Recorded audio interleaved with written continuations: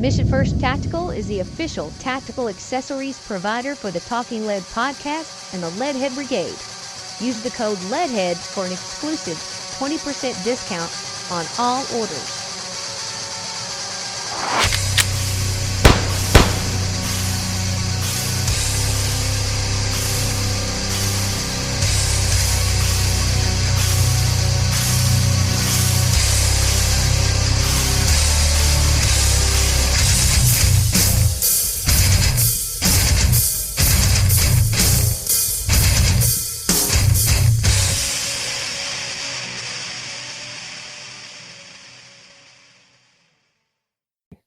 All right, lead heads. Welcome back to another episode of the Talking Lead podcast. I am your host, Lefty, where we have been bringing you 12 years of educating the uneducated here on the Talking Lead podcast.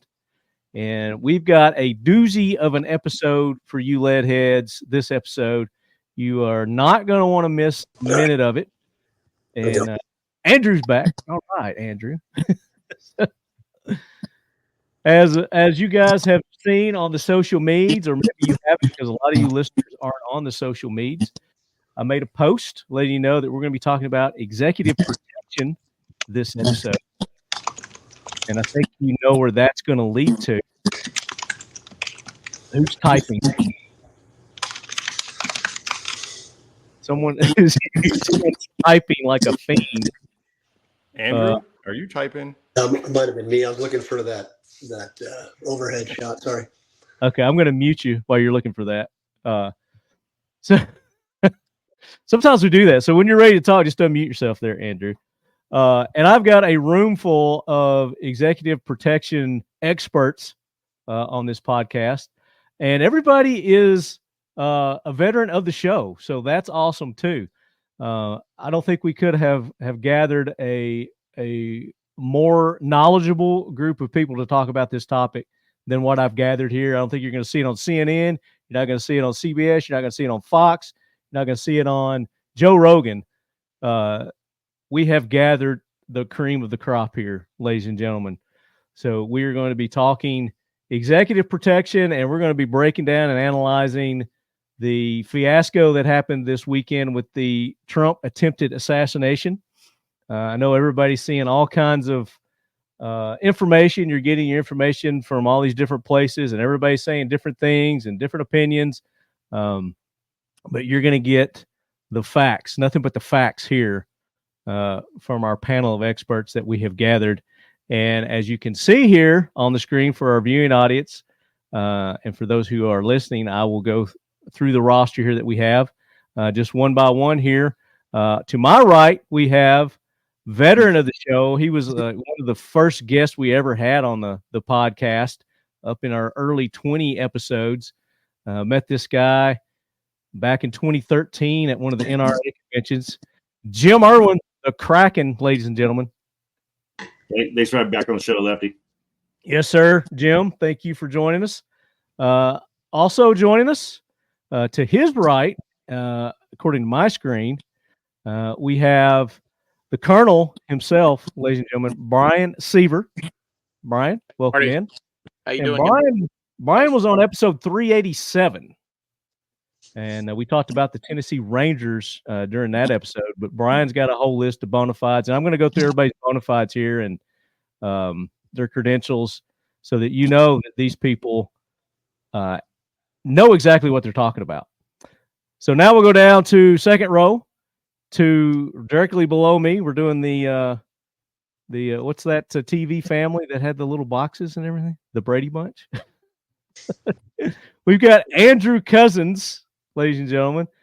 Andrew was on our 422 episode 422, and Andrew, welcome in. Good to be back, Lefty. Andrew is an author. And we talked about his book, A Failed State, on that episode. He's got a couple of books out, but we're going to talk more about that. And then to the bottom right, ladies and gentlemen, another author. We had him on the show. It was episode 504, Daniel Fielding, the asset mindset, ladies and gentlemen. Daniel, welcome in. Great to be here. Great to be back, and with such a great group of guys. Absolutely, this is going to be fun.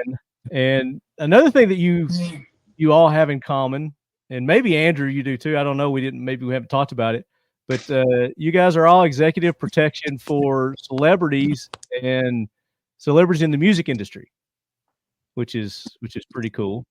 And I'm surprised you guys have never met. That's surprising to me. They don't let me out a lot.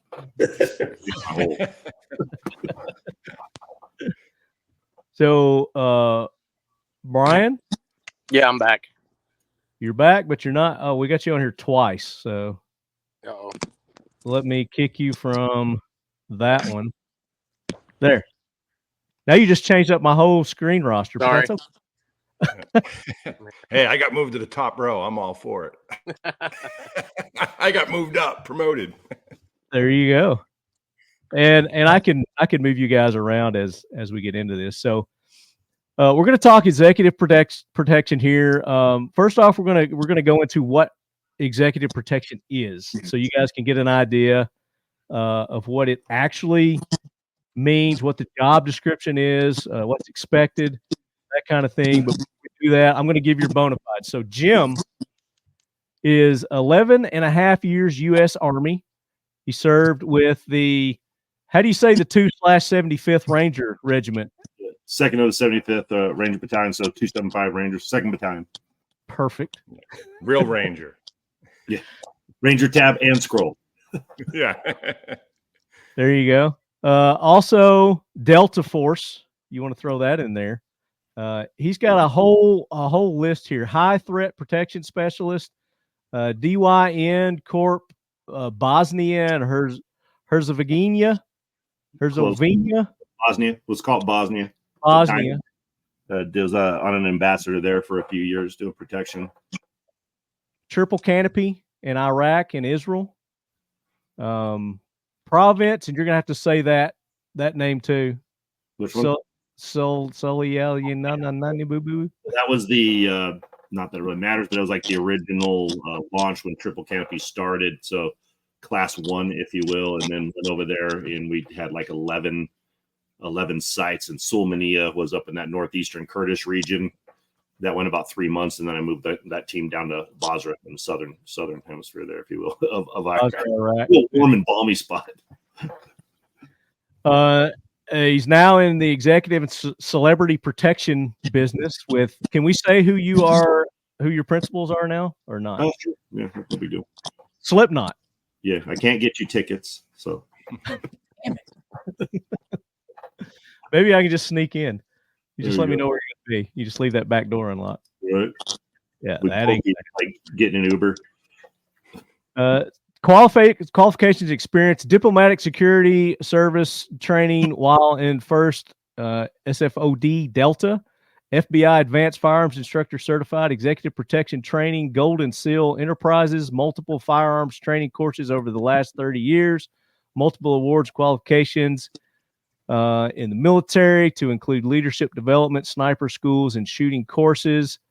A whole list of education here. Airborne School, Ranger School, Primary Leadership Development Course, Jump Master School, Sniper School.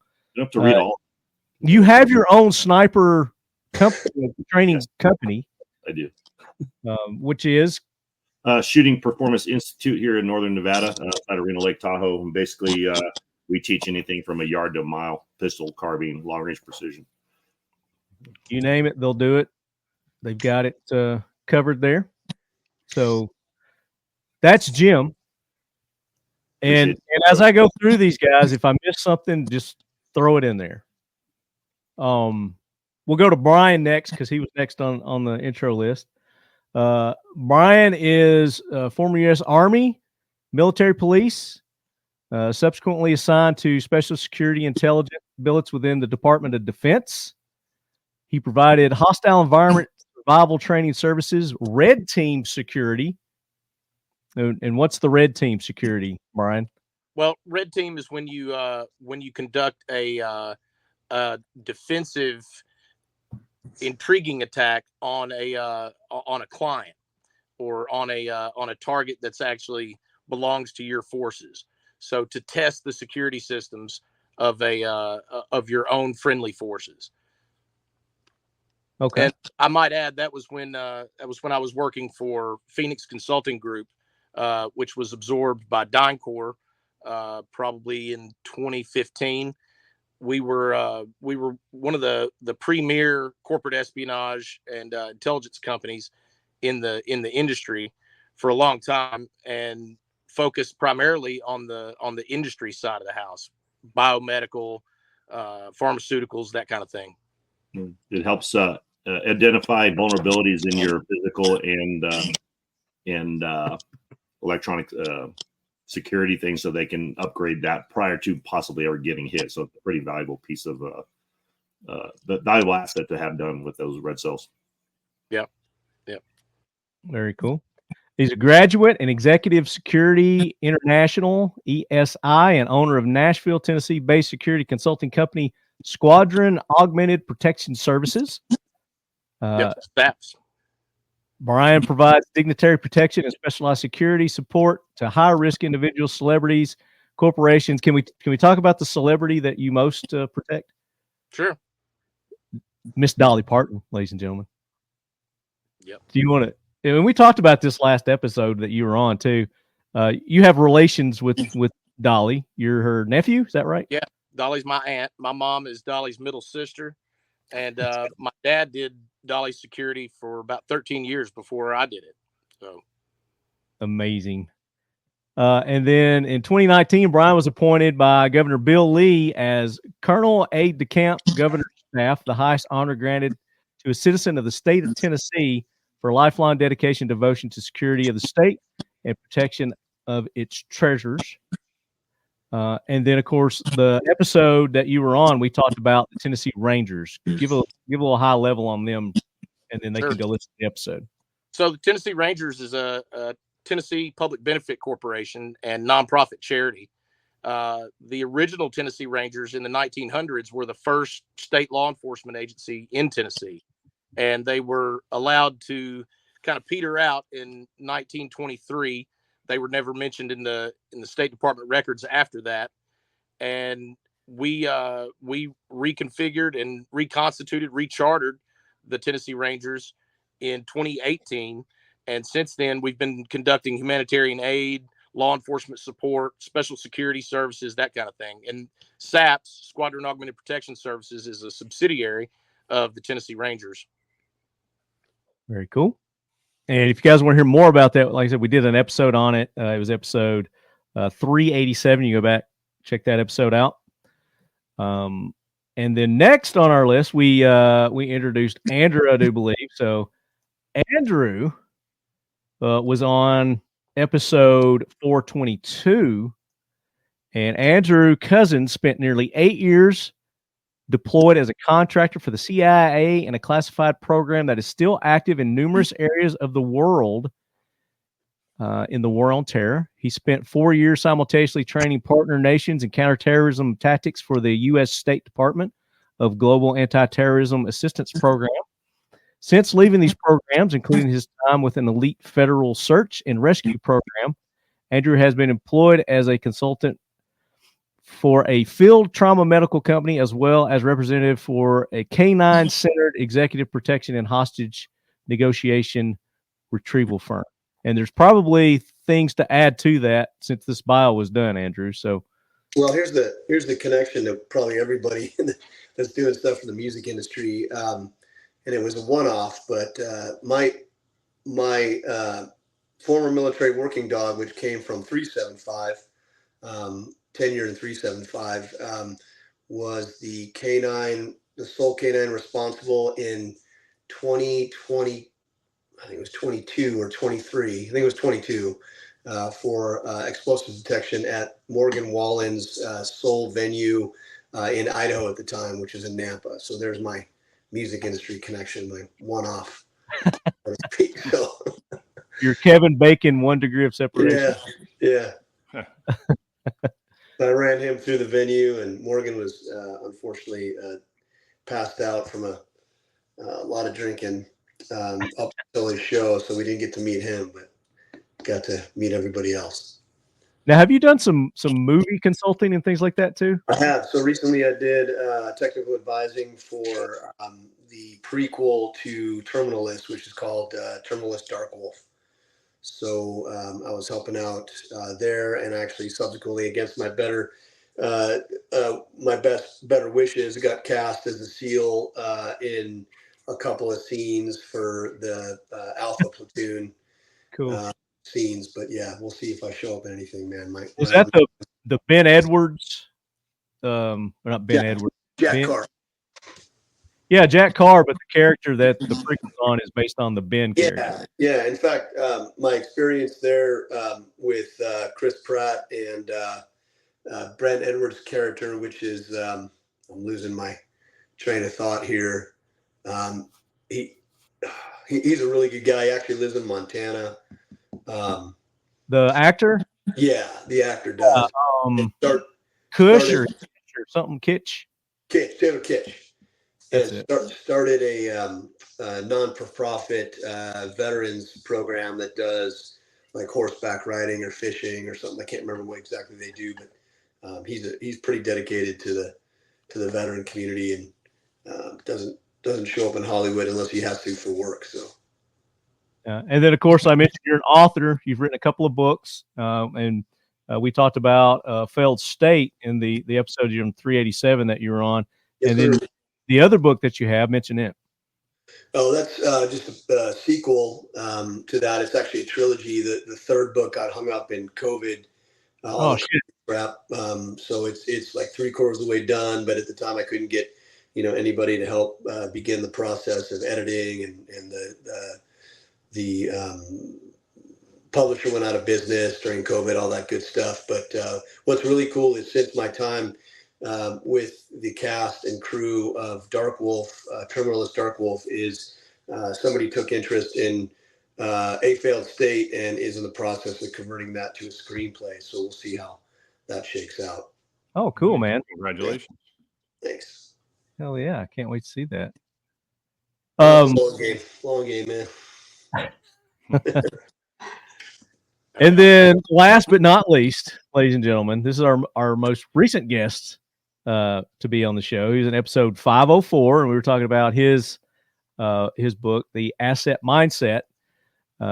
Daniel Fielding, and Daniel is a former Green Beret. Did I get that right? Yes, sir. Yes, sir. Yeah, 7 Special Forces Group. And I couldn't find like a really good bio on you, and you didn't send me one. So go into more detail about your military background. Well, like I talked about on the episode of my book, I was one of those guys that came in after 9/11. I wasn't married, didn't have any kids, and I saw people deploying. I wanted to support the troops. Best way to support them is be there by their side. I dug into the research and read a book called Who Schools and all the different things. And I was like, I want to be a Green Beret.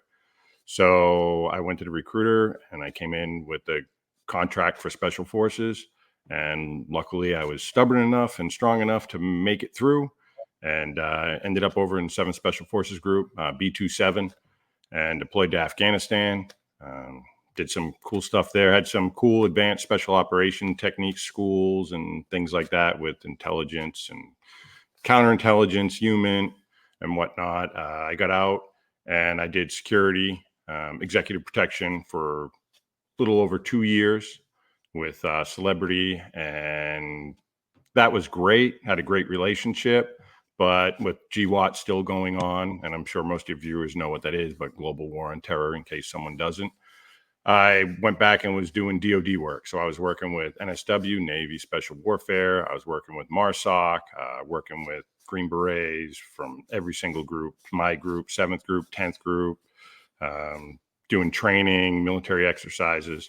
And then I moved to Nashville. Moving down to Nashville, the former Celebrity, my former boss / friend, was here in Nashville. And he's like, hey, I could use you again. So up until this year, I was head of security for Kid Rock. And what's, I think, really interesting, and I'm honored to be on the show here and discussing what's happened this past weekend, is obviously a lot of people know Kid Rock and Trump are friends. So I've had the opportunity to meet Trump several times, work with his Secret Service several times. I've been out there for the UFC fights with Dana White in Vegas, the one in Madison Square Garden. Oh, dude, that's awesome. Yeah, things here in Nashville. So as far as how those people handle, the professionals, what they do, hopefully I can bring some insight to today's episode. But now I'm focusing more on my book and doing motivational speaking and helping people get their head right and get that right mindset to stop being a victim and to change their life and change the world for a better place. And if there's any other questions, I'll answer more, but I don't want to keep just running my sock. No, that's perfect, man. So what we're doing is we're qualifying to our listeners why you guys are here, and that, again, you're not going to get this level of expertise on any of these other shows, especially with the volume that we have with you guys, between you guys. So this is going to be an awesome show. I'm looking forward to it. Whiskey River Beef, farm to table with a twist.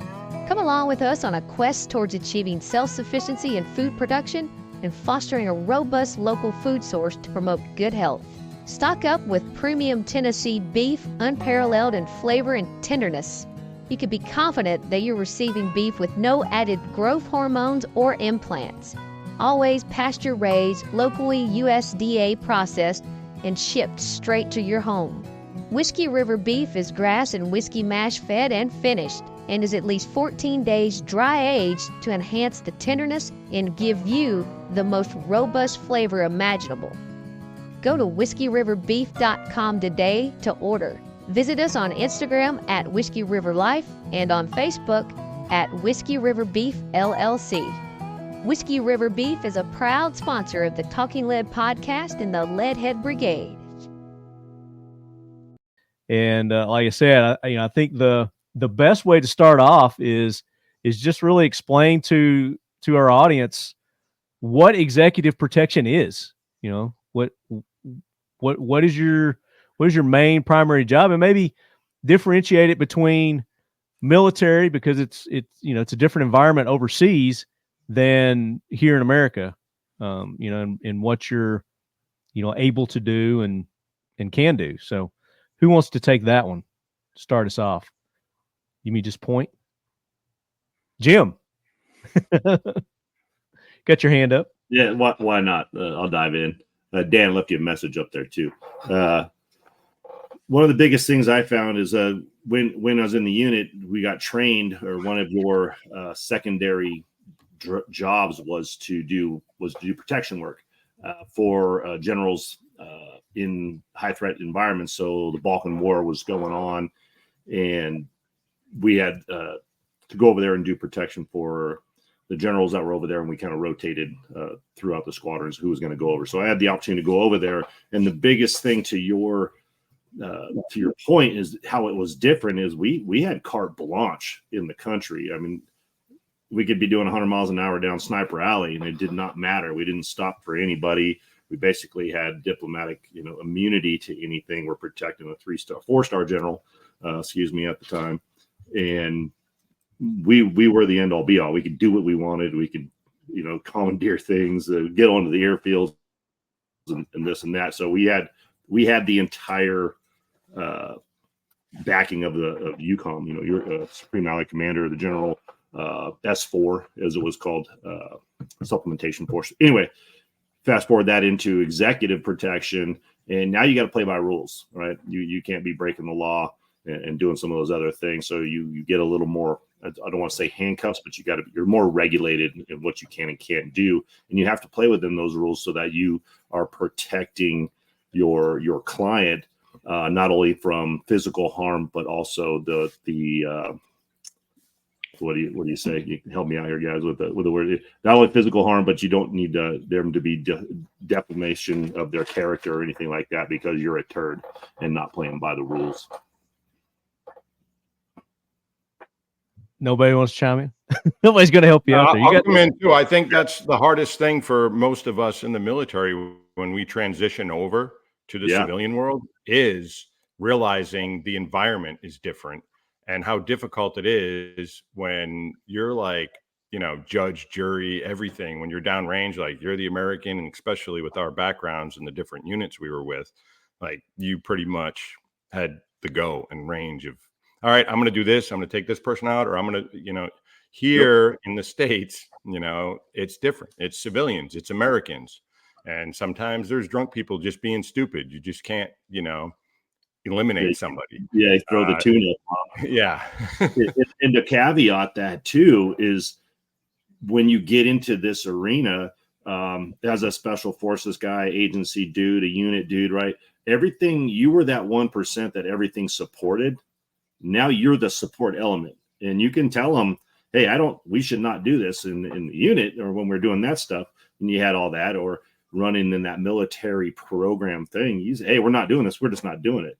If you don't do it for a high value client, celebrity, or something like that, you're looking for work. You give them their suggestions and say, hey, this is why I don't think we should do this.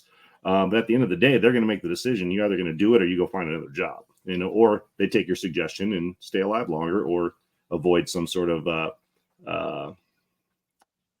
bad, what's the word I'm looking for? Like, they get the shoe in the face, right? And you look like a turd on camera. So.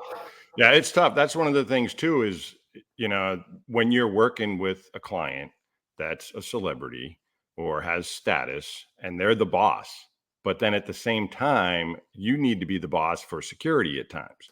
And you don't have ultimate say.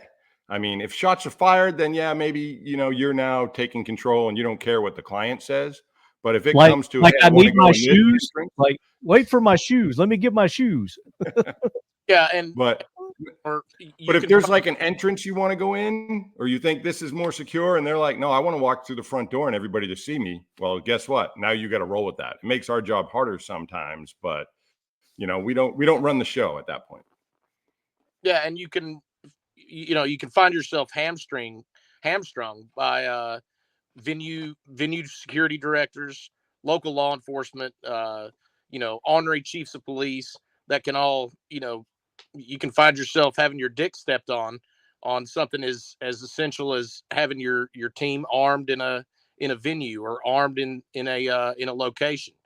So it can be a real kid gloves kind of thing to deal with. It could give you a quick example on that. Just recently, rolling to a venue with my client, and you never stop the motorcade, if you will, till you're on target and where you're supposed to be. And the outer ring of security for this venue stopped us, and they made everybody get out, empty their pockets. These are the band members, right? And bomb sniff the vehicle and everything. I'm like, are you insane right now? Like, what?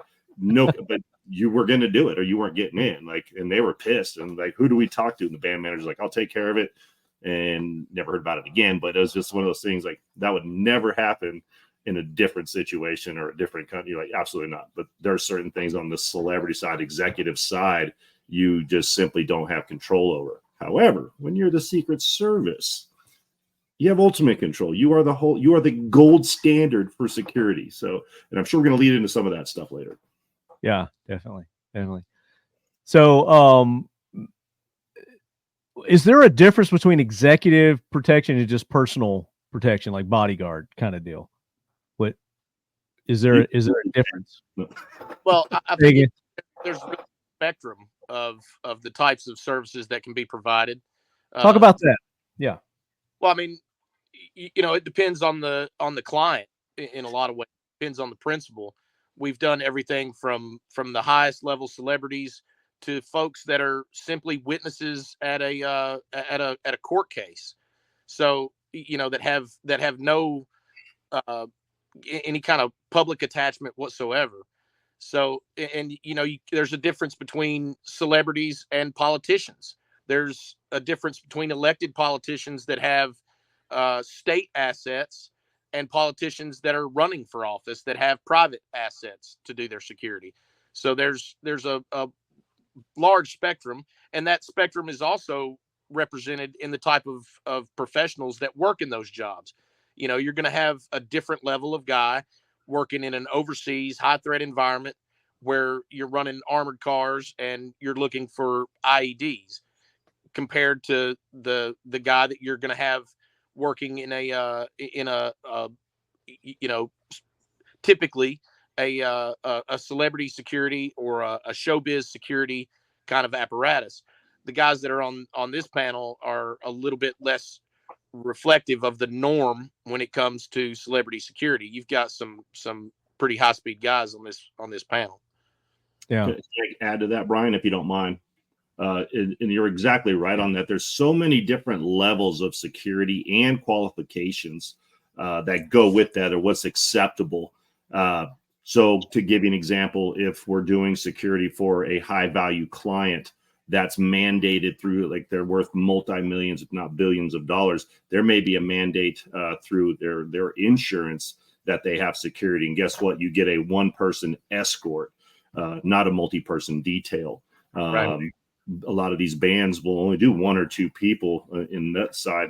But if, like, say, for example, I did another one shortly, I did a band or a person in the pop arena, and that crew, it was shortly after I was Ariana Grande, and then the Vegas shooting, right? And there was 12 of us, SF, MARSOC. It was actually kind of a dumpster fire because there was too many roosters, and there was not too many hands. It was like we were picking at each other. Anyway, there's 12 of us, right? And most of it's one or two.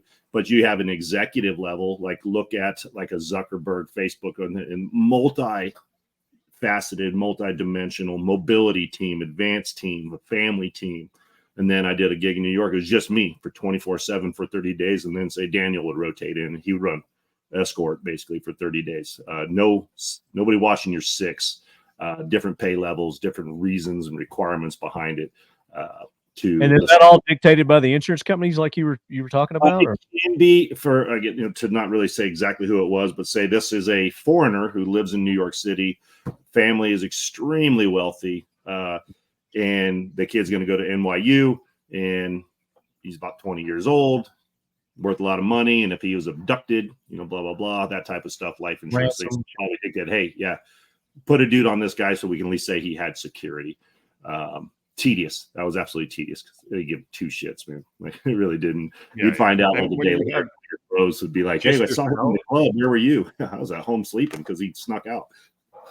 What do you do, right? And then you have others that, like a high value client, maybe it's just a very wealthy family, and that's their first time with security, and they have no idea what it entails, and it just blows them out of the water. And they're just, in any given day, you could be fired because there's no HR. You just look, they're just crossed that day, and you say something wrong at the wrong time, you're gone.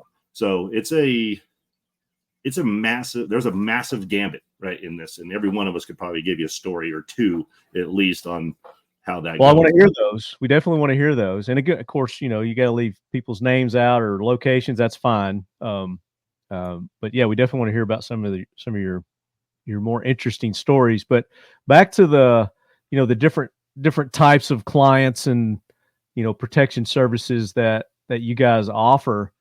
When you're doing your solo protection gigs, how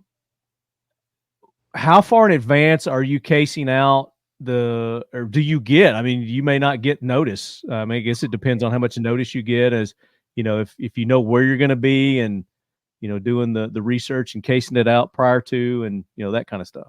Yeah, when I flew solo, it was difficult, because you're flying in with the client, you're on their plane, you're showing up. So everything was pretty much, and I hate to do it, but it was all digital, Google, Recon, calling, talking to people that are at a venue or whatnot, at a hotel. The hotel ones or appearances are the hardest. Venues actually aren't that bad because there is venue security. They have a understanding of what's expected, or they know what to anticipate when a celebrity comes in for a show. So that's not as bad. But going to New York City, going to Vegas, going to different things, or, oh, hey, guess what? We have a change in the schedule. And you just have to roll with it, adapt, improvise, and overcome. Like we all say, it's cliche, but it's absolutely true. And that changes based on clients too, because some clients plan way ahead. Some of them get a phone call or a text, and then they want to change. So it's also difficult on recognition. some of the clients, like Jim was talking about, people that are very established or billionaires or own wealthy companies around the world. Well, you can walk down the street and nobody's going to know who they are. If you're walking around Tennessee with Dolly Parton, like who she is and is going to get attention. So those variables, even with clients, change the dynamic of executive protection incredibly. Yeah, Bryan, I think you wanted to add to that. Yeah. Well, yeah, a lot of the, I think the real essence of executive security, executive protection is having those eyes, having that presence through the door that your client's going to be walking through long before they walk through it. Even if it's on the micro level or on the macro, you would like to stretch it out and have weeks in advance to plan it. But if the situation comes down to it, it boils down to you being the first set of eyeballs through that door before they get through the door.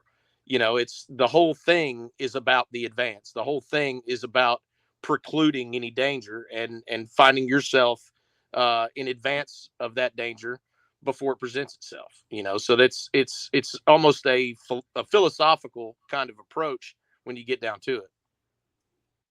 Oh. Andrew, we've not heard from you. Chime in, brother. No, I'm just soaking it all in, man. I probably don't do as much solo stuff anymore. I certainly did when I was with the agency, at least one or two, operators on an impromptu, target run or something. But I was thinking about my time with CBP doing Borstar and Bortac. I mean, I know Trump's rolling into he's at the convention right now, the Republican convention. I know that's run by the NSSE, which is what kind of where I got my start and actually met guys, from the intelligence agencies, because we were doing I think I mentioned this during the show too, Lefty, 2002 Winter Olympics Super G venue at Snow Basin, just on the other side of Ogden. And when you have an NSSE component, I think it's National Special Security for Events. It's almost like a task force. At that time, everybody came to that playground. I mean, we had Secret Service, we had DEA, we had U.S. Marshals, we had FBI, just everybody and their brother in all their aircraft. So you almost have like a national incident management team or the equivalent of doing it. And that comes with a whole host of resources. And I think that's what he's playing with now, is just a giant bucket of resources they can pick and choose from to augment his security. But and if I'm correct in my assessment, just from watching the coverage, I do believe there was a counter assault team present for the Ohio speaking event. So I know it wasn't amateur hour, his detail and in or out recording, but I think as far as executive and personal protection, I mean, man, it's where he's at now is significantly elevated with the NSSE component. And I don't know if he's going to carry that all the way through to the end of the campaign, but well, I'd say now he probably is going to be up his game. Yeah, definitely. Yeah, but that's it runs the gamut, and all these guys have probably experience, with everything from, the solo stuff to a large security contingent. But it's interesting because I think there's just so much information we don't know about Ohio still that hasn't been out. I mean, what I'm really looking forward to is how about Pennsylvania? Or Pennsylvania, sorry. What I'm looking for is the congressional hearing with the director, because I think that'll kind of open the curtain a little bit. 22nd, I think that's when that's scheduled. If that happens, we'll see.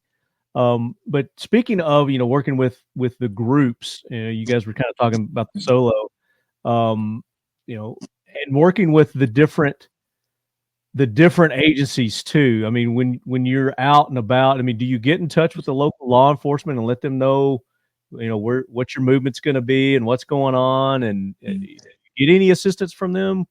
100%. Yeah, it's a major part of the advance. I think that, there's a lot of overlap when you're dealing with especially a large celebrity. I mean, if you're at the Grammys or if you're at the Oscars, it is a multi-agency unit that's controlling the ins and outs of that building and the security of that building and that functionality of that event. And so you have to do a lot of coordination and liaison with those folks. And there's a lot of, multiple teams showing up on site. And so the command and control is a major issue, and it can be a major hurdle to deal with for a celebrity security team, or even any kind of other protection team, a political candidate protection team that might be attending one of those events. It's a major thing. And I think having good coordination, good liaison with law enforcement is essential. And it can also be a major problem. Not all police departments are made the same. New York City is phenomenal to work with. LAPD is phenomenal to work with. But you can find yourself in bumfuck Egypt and have a real problem with the chief of police. A hurdle for you, or even something that you have to worry about, a real danger in a lot of ways, especially when you get into the foreign security stuff. Yeah. Jim, you were going to talk about that too. Yeah, he's hitting it spot on. If you're talking at that level of national assets, right? They have what they call concentric rings of security. Your inner circle stuff being your agents that are on the body, right? They're on your asset. And then you have a middle ring that could be local assets. And they're usually excited to do that stuff. Your local law enforcement. You could have undercovers in between your inner circle, through the crowd, outer circle, that ring where that building would be your outer ring of law enforcement guys, armed agents in uniform that are out there to be noticed and seen, right? So you have those rings of security to make it that much more difficult to get in. So it's not just on you. Your advance team is huge on that aspect and coordinating with that. But they can be difficult. And if you take this into an international stage, if there's a language barrier, different languages being spoken, different cultures and techniques, tactics. Give you an example. I was in Iraq, and we go to this meeting with my asset, and we've got our inner circles, and we have their security on the wall. Everything's got a wall around there, a compound, and then you have the outer security with local police blocking the roads and everything. And as we get ready to leave the venue, this dude from the middle ring, like the venue security, if you will, their assets, the guy we were meeting with, walks out into the street, and in order to stop traffic, he just basically ripped off about a 20-round burst with his AK as we're pushing the dang asset into the back seat and jumping on. Like, what's going on? That's how he just stopped traffic. He just ripped off a 20-round burst with the AK, and you're just like, wow. All right. Didn't think about that one. Right? So anyway, there's always that. You're not always on your own, but coordination is key. And I think as protection specialists, if you will, is that ability to assess, analyze, and adapt what you have to do to make things happen and or be more flexible with the assets you have in a given region, and still maintain the level of security that you demand of yourselves and your team. Yeah, and I can imagine, especially with the level of executives that you guys work with, the principals that you work with, the different venues and the different environments that you're in constantly. From one day to the next. With Dolly, she's a movie star. She's a singer. She does, football games, baseball games. She does, charitable events. And that's got to be a nightmare to be able to plan for all the different. Yeah. And works around every governor, works around every president. There's still a lot of overlap, and being embedded in a host security team as another security team can be very problematic. Over the last, I guess, 6-7 years, I've been working a deal with a client of mine, Peter Greenberg, who produces a show called The Royal Tour. And we go to a foreign country and we rendezvous with the head of state, the king, the prime minister, the president. And we travel around with them for a month, embedded with their security team.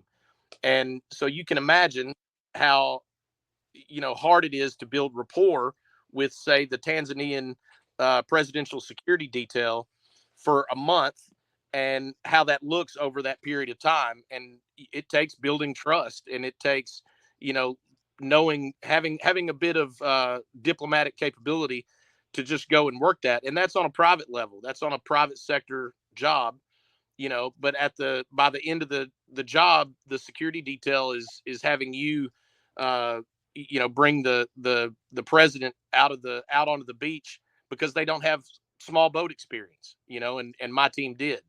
So there's a lot of rapport building that takes to get that done, and it's essential.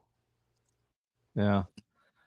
What's some of the I guess the most dreaded maybe assignments that you've taken on? And we'll start with Andrew, and then we'll work around. Insofar as like complexity of protection, personal protection? Just as like, this is going to be a shit show. I'm just really going to hate this. I think it can get boiled down to the Afghanistan theater. And every time there was an election, for replace Karzai, and then on down the line, everything just got super chaotic, because it was the Taliban and, the Al Qaeda command and control element that was looking to really disrupt that whole process and make America look bad. So anytime we had, to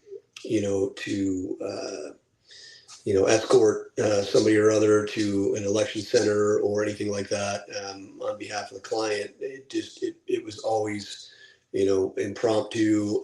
It was always lacking, usable intel. It was always lacking route reconnaissance, and those are always, pretty harrowing details. And there's so many, I can't even begin to narrow it down to one. But we're always getting, errant rounds.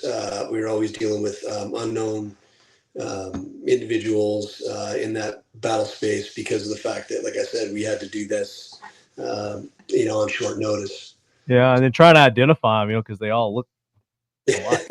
They do indeed, friend and foe. I'm being racist. I mean, that's the way it is. Daniel, what about you? Oh, geez. I would probably say, for the most stress, I've done higher risk things, and I've always had a team. It's been great.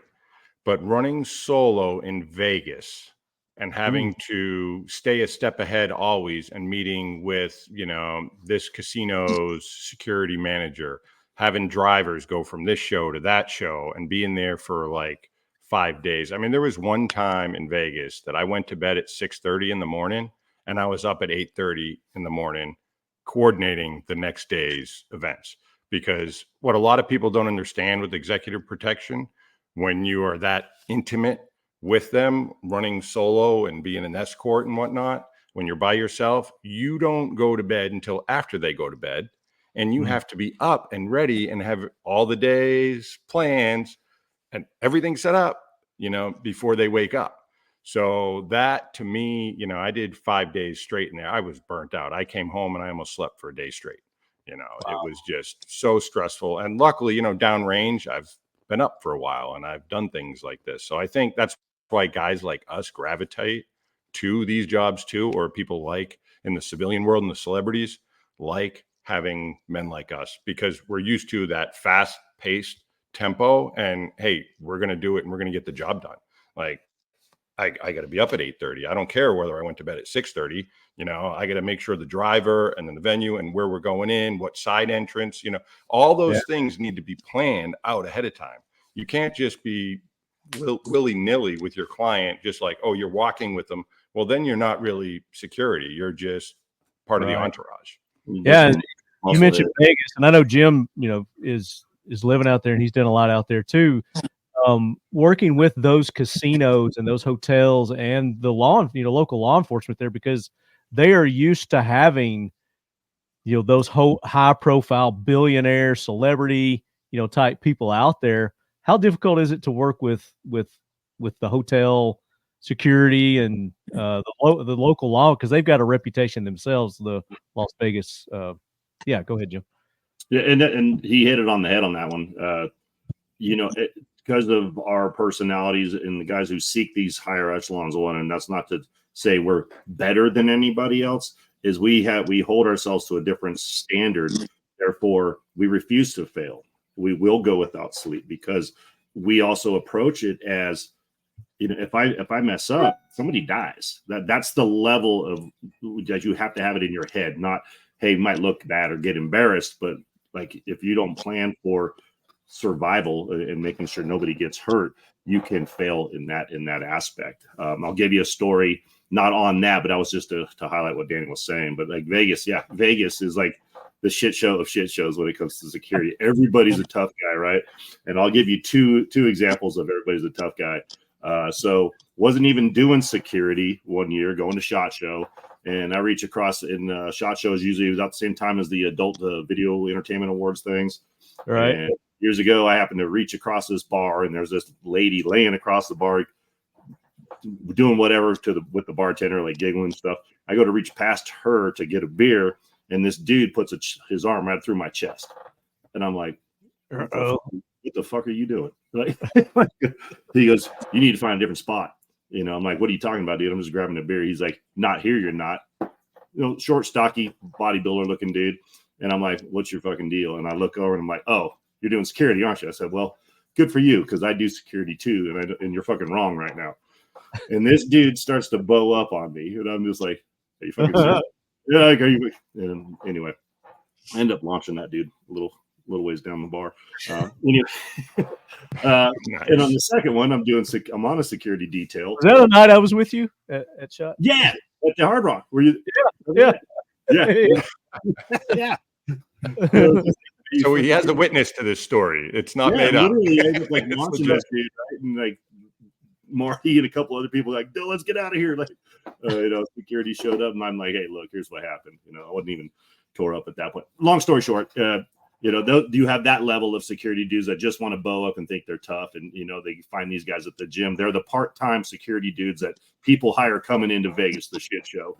They're bringing their own professionals. That would never happen. They would realize and see pretty quickly that I am absolutely I'm no liability to them and no threat.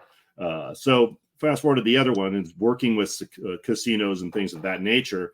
I go in, I'm doing security, plainclothes protection for a billionaire asset. They got a meeting there. He gets his penthouse or whatever at this certain hotel resort.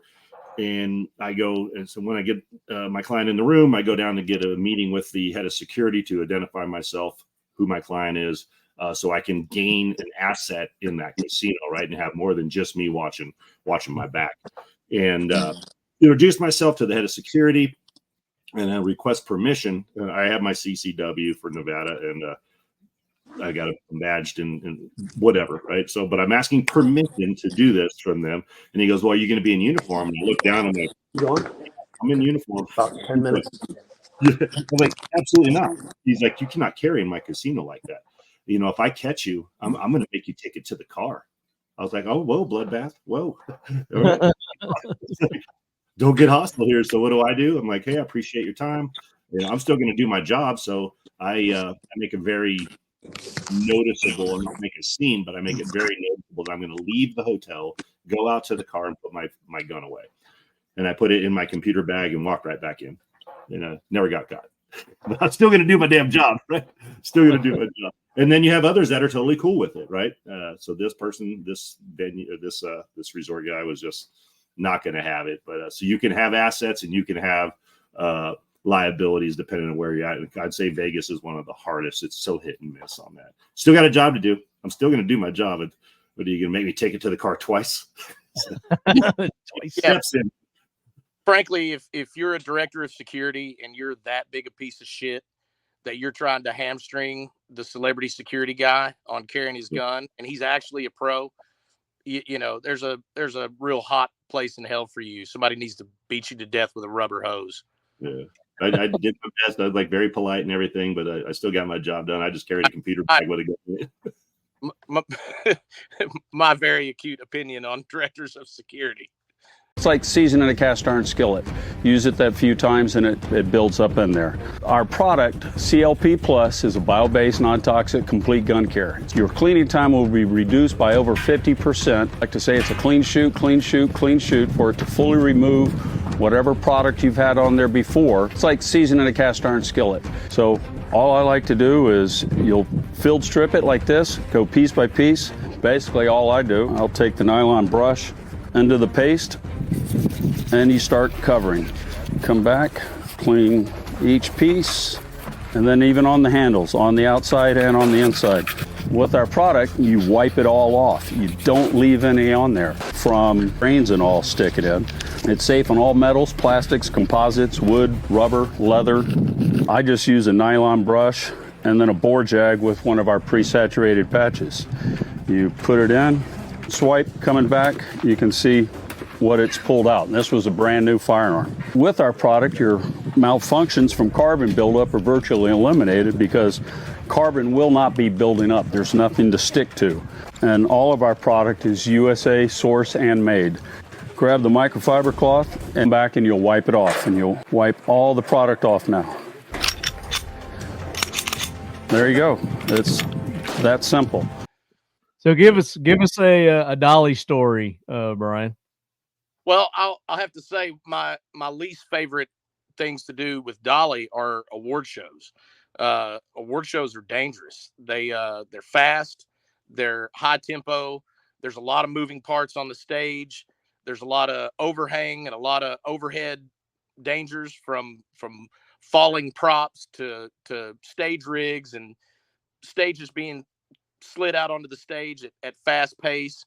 And that's why Bret Michaels got crushed on stage, was because he didn't have a proper security guy looking out for him. And furthermore, the producers certainly don't like a security guy looking out for the star on the stage.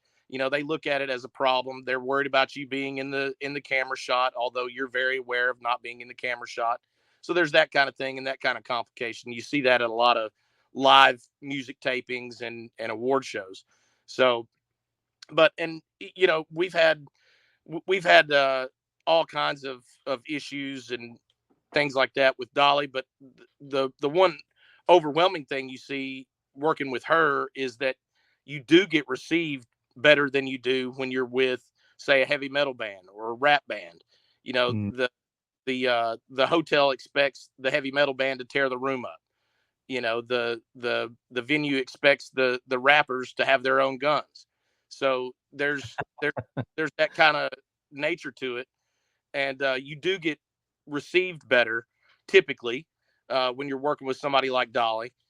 But you still run into folks that want to have a dick measuring contest with you right there as you're showing up for the day after you've already advanced things, and somebody in the security apparatus of whoever your host is decides they want to flip the script and change things up a little bit. That happens. And, that's a complication. But even then, you've got to be kid gloves about it. You certainly don't yank somebody up in front of her or anything like that. It's a diplomatic process, and you've got to deal with it. So, it's a constant thing that you've kind of got to modulate as a security guy. Kid Rock could have used some before Will Smith beat him down. You mean Chris Rock, not Kid Chris Rock. Rock. Chris Rock. Come on, Jim. Kid Rock would have. But hey, going to what you were saying, Bryan, as far as reading people or dealing with things, a lot of people say read the room. People know that, but also you need to read the people. Right. When you're going in and this security manager, all right, this guy's going to be an asset or he's going to be a liability. How do I want to use them? How much information do I want to share?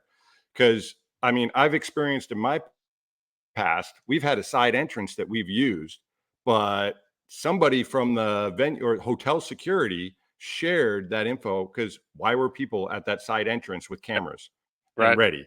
I'm like, there's nobody knew about this except for me and the one other guy. And I told the driver as we were driving, because it was and so I'm like, there's no way somebody let that go. And you got to be careful.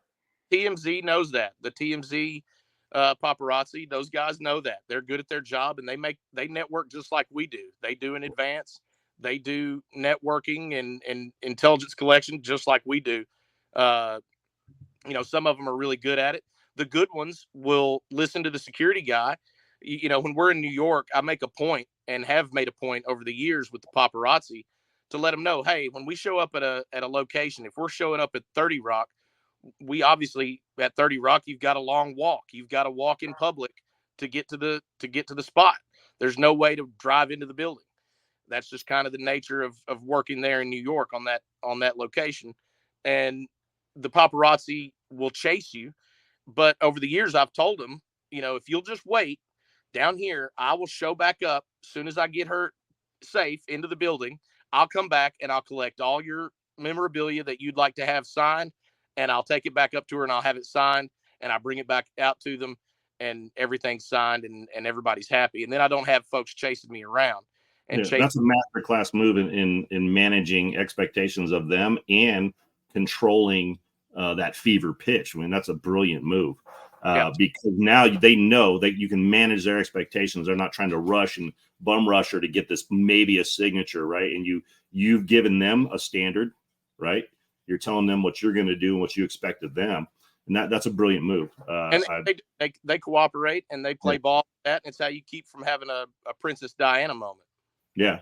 And then you also learn how to, when you get more into this job, is everybody sees the bodybuilder musclehead guy like I'm a bouncer, I'll crack heads in a minute. I don't want that guy. I want the dude that can think on their feet, de-escalate a situation and know when to escalate, how to do it, and then with the timing of it.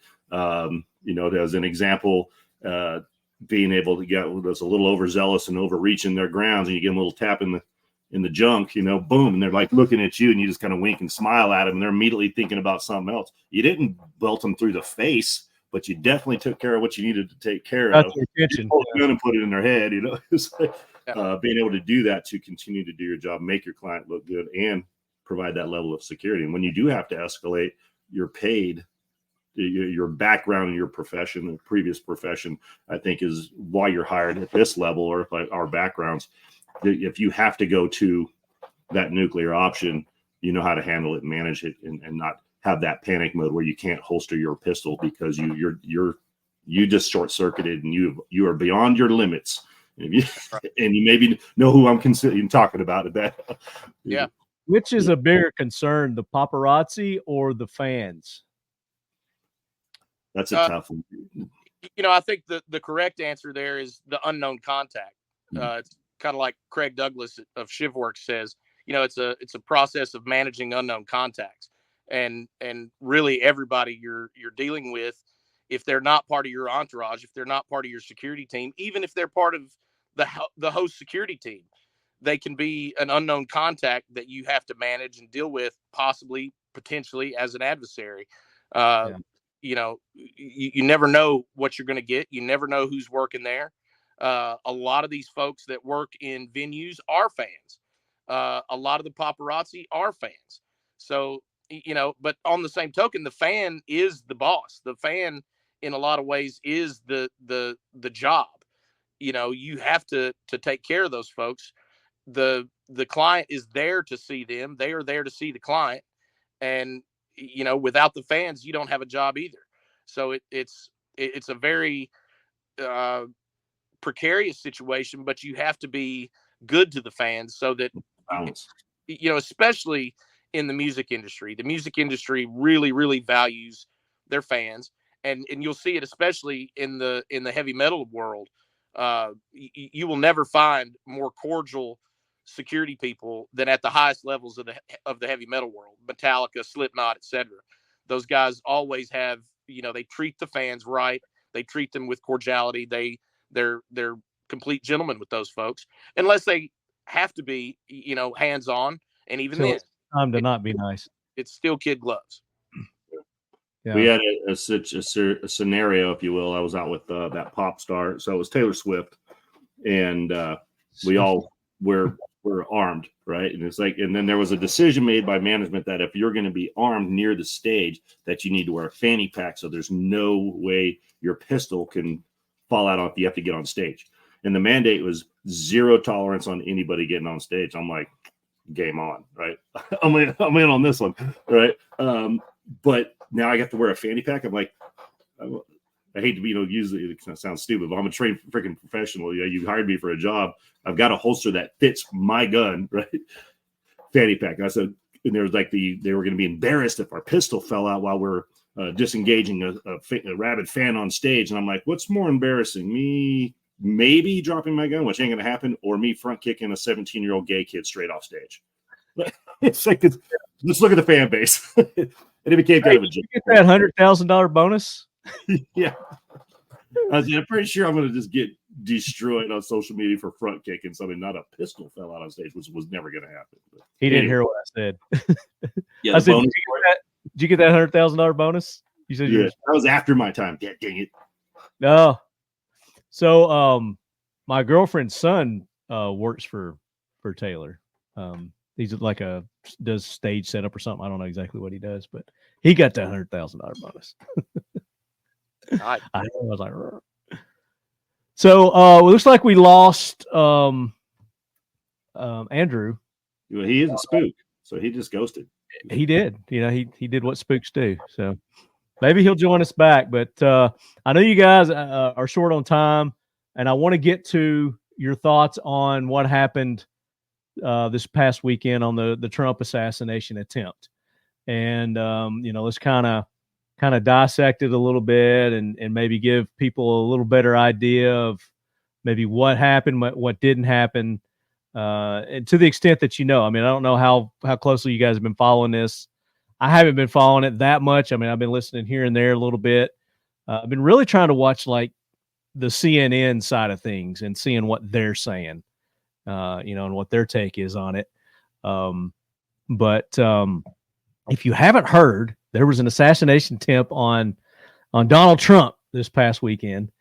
And it was a miracle that he's not, brain splatter everywhere. So I don't really know where to start other than maybe just kind of throw it to you guys and kind of get your take. Everything I'm seeing is look like somebody has fucked up royally. To get a 20-year-old kid, who, and we're still waiting on all the information to come out on this kid, but didn't know his ass from a hole in the ground, was able to get this close and get that many shots off for one. It's a cascade of so many ways. Yeah. Epic proportions at that level. Yeah, I think so.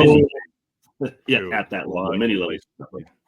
It's ultimately, we all know it's a failure because there was shot fired, he was hit, and that's unacceptable. There was a failure. Who exactly is the failure? I don't think it's any one thing. There's multiple variables that goes on. I think for me and the job like we've done and we do, or what I've seen when I've worked with the Secret Service in the past, is the advance. You need good advance. And I don't know every little detail about the advance. I wasn't there at this event, but I don't think it was done well enough. And then they didn't cover, the circles and the bubbles just weren't big enough. And there shouldn't have been any way that anybody could get on a roof. That should all have been point blank. That should have never even been a thing. And like Andrew's saying, it's failed on many levels. But if you even back it up a bit beyond this venue or the event, it starts with the training, the selection of Secret Service agents, the level of their training, and even at that level, who do you think's got the number one team? Right, the president, and then you have the next level of dudes, and then the next all the way down to the uniformed officers at the gates of the White House. Right, so what level of training and quality of agents did a former president and candidate get, as opposed to the A team, if you will, that surrounds the president? So there is a lack of, from what I can see in the videos I've seen, there's a lack of training, a lack of concern, even from what I've read, is they knew about this guy 20 minutes prior. And I say they, like the Secret Service agents, whoever, whether the advanced agents, probably not the inner ring guys that are around the president or the former president, but there was information being shared from assets on the ground, and it was basically just blown off. And even the counter sniper teams were aware of this guy on the roof with plenty of time to send some sort of asset security armed officer to that area to figure out what was going on and not even have to fire shots. How did it even get that far is the massive question. And where was the So I'm hearing that they knew about this guy. They were made aware of him 20, 30 minutes before. Yeah. And nothing happened, not removed from the venue, anything. How does that happen? How do you not de-escalate a potential situation long before it ever gets to that position? And again, everybody can armchair quarterback stuff. You just happen to have some assets on your show tonight that actually. Well, that's exactly what we're doing. I mean, we are Monday morning armchair quarterbacking this, and that's all we can do at this point because none of us were there. I don't know that any of you guys have talked to anybody that was there. Maybe you have. No. But I mean, that's all we can go by. And based on the information that we're getting, we're trying to take in good and filter out the bad. And that's why, I wanted to have you guys on here and, just start off with that and say that, this guy was identified at least 20 minutes before the shooting occurred at the front gate with a spotting scope, walking around with a spotting scope. There's video of it. I just watched the video of him walking around the same building that he shot from with a rangefinder, looking through the scope. And apparently, by virtue of numerous interviews now, it would seem that the building that the shooter took the shot from had a local SWAT team inside the building. Inside, right. Inside the building. Not on top of it, denying access to any elevated position. Right. Sadly to say, EP 101. So the graphic that I've got up here is where the shooter was at, and then his angle to the stage, and then behind the building, the warehouses that you see, where the shooter was located. There's a parking lot area there, and they were calling this the staging area for the local police and whatnot. But inside that building, supposedly there was some law enforcement, a team. I don't know if they were snipers or what they were, but there was nobody on the outside apparently, and there was a ladder for this guy to get up to perch himself up there. Now I've heard stories that he went to Lowe's and he bought a ladder. Yeah, I don't know HC unit that he climbed up and everything else too, and sniper rifle. I mean, very generic on that term. Come on, man. I've heard AR-15 style. A lot of. What are you guys hearing on the distance? I'm seeing 400 feet from shooter spot to the stage. 130 to 150 yards is what I'm hearing. Yeah, I've heard 152. But the other thing is you can't secure a building from inside the building. That's a rookie mistake. Like you're just sitting in there, like you don't know what's going around. You can't see through walls and everything. Like you got four sides. I mean, every operation I was in with the military or doing anything, you want to secure a structure, you're on all sides of the structure. You're not just sitting in there. So there's a lot of things that I think that's complacency. People get lazy, and I don't know if anybody's read The War on Warriors with Pete Hegseth. That a book just came out, and he's spot on with what's been happening with the military and how equality and certain people have to be in certain positions to be fair. And you know what? If you can't do the job, you can't do the job. I feel bad for that woman. I mean, she's not tall enough to be a human shield or block, and she obviously fumbled, couldn't handle the stress. But she shouldn't be there, and that's nothing against her. If you have a client that's over 6 feet tall, you cannot be in that position where you're the human shield and be in the body armor and protecting and huddling up around the client. You can't do that. You shouldn't be there. And those are the things that get overlooked. And I think that's.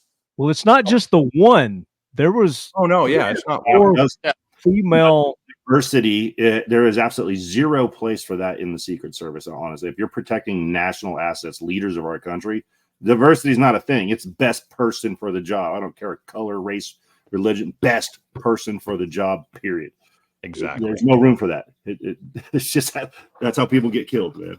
You know, this isn't elementary education or something. You know, where that's hey, fine, right?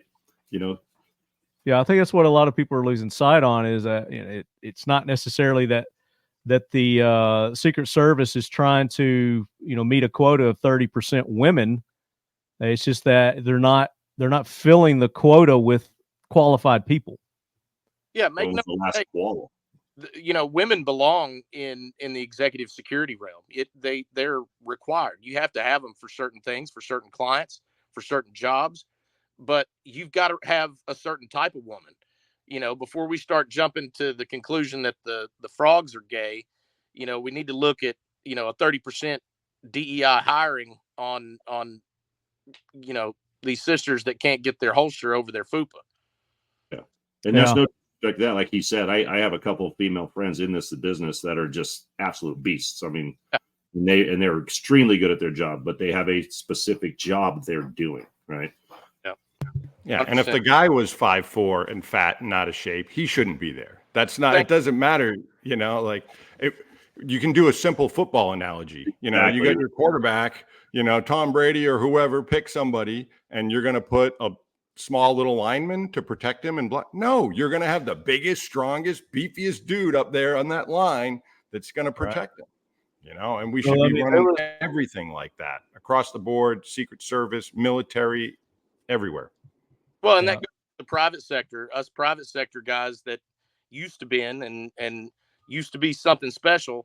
A lot of us, start getting fat when we get in the private sector, and we start losing those marksmanship skills when we get in the private sector.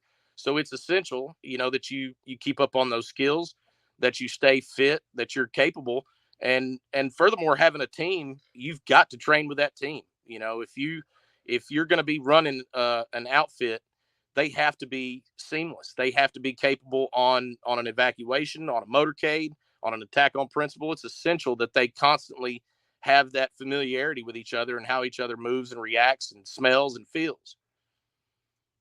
And if you are getting to that, I'm in my 50s now, man. I'm not doing those type of details anymore because I'm not going to keep up with the dudes that are coming out of the military and at 30 years old and 5% body fat.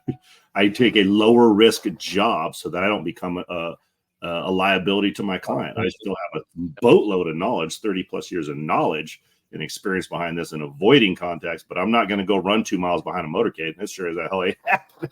That's right.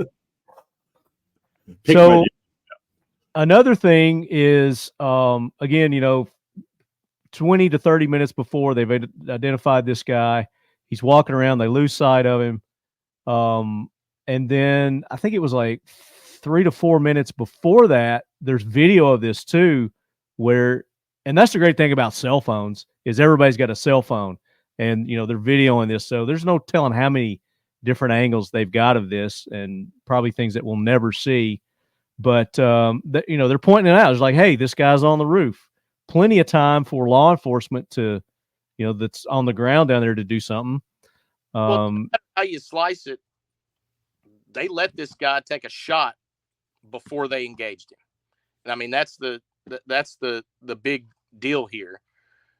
Whether there was a miscommunication or it was a lack of deconfliction or whatever it was that caused that problem, they were looking at that guy and observing him and let him take a shot before they engaged him. So, take it for what it is. I don't know if it's a conspiracy or if it's just a lack of poor decision making, lack of deconfliction, lack of just communication. The fact that this guy was able to get up on that rooftop that close, that place wasn't locked down, 360 degrees and up and down is just baffling. But I think what we're going to find out is that this wasn't just, a fluke that happened that day, that this is something that has been building with this agency over the last few years. And again, it has nothing to do with the females or, their diversity hiring. you know, whatever it may be. It's that they haven't been hiring the right people, and the incompetence that has infiltrated and been allowed to come into that agency, and not just that agency, but you know, I think that's where we're going to find. Ultimately, this has been happening and built up over the last few years. Is why this has happened. Yeah, you know, Daniel, speak a little bit. Daniel may be able to speak a little bit to this on Trump's security detail, but it's my understanding, and I've heard this, I don't know if it's true, that Donald Trump actually retains a lot of his former private security guys that operate and move with the Secret Service detail now and at his homes, etc. Yeah, he's got some of his own guys that he trusts, that he's worked with for a while. Like we all know, you know, with our clients, you build trust and rapport with them. And that's why they keep you around, because they feel safe. He's got that. And I will say, you know, the Secret Service I've worked with have been stellar and amazing. I think what happens a lot of times, though, is they're traveling around the country. And then when they go to one state, they get augmentees and they get people. So like you talked about, team needs to work together.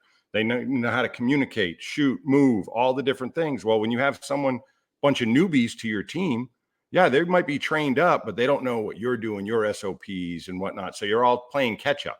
That's why I think the ADVON was really lacking, because the team needed to get together prior. And I think the other thing that we've just keyed on is the dissemination of information.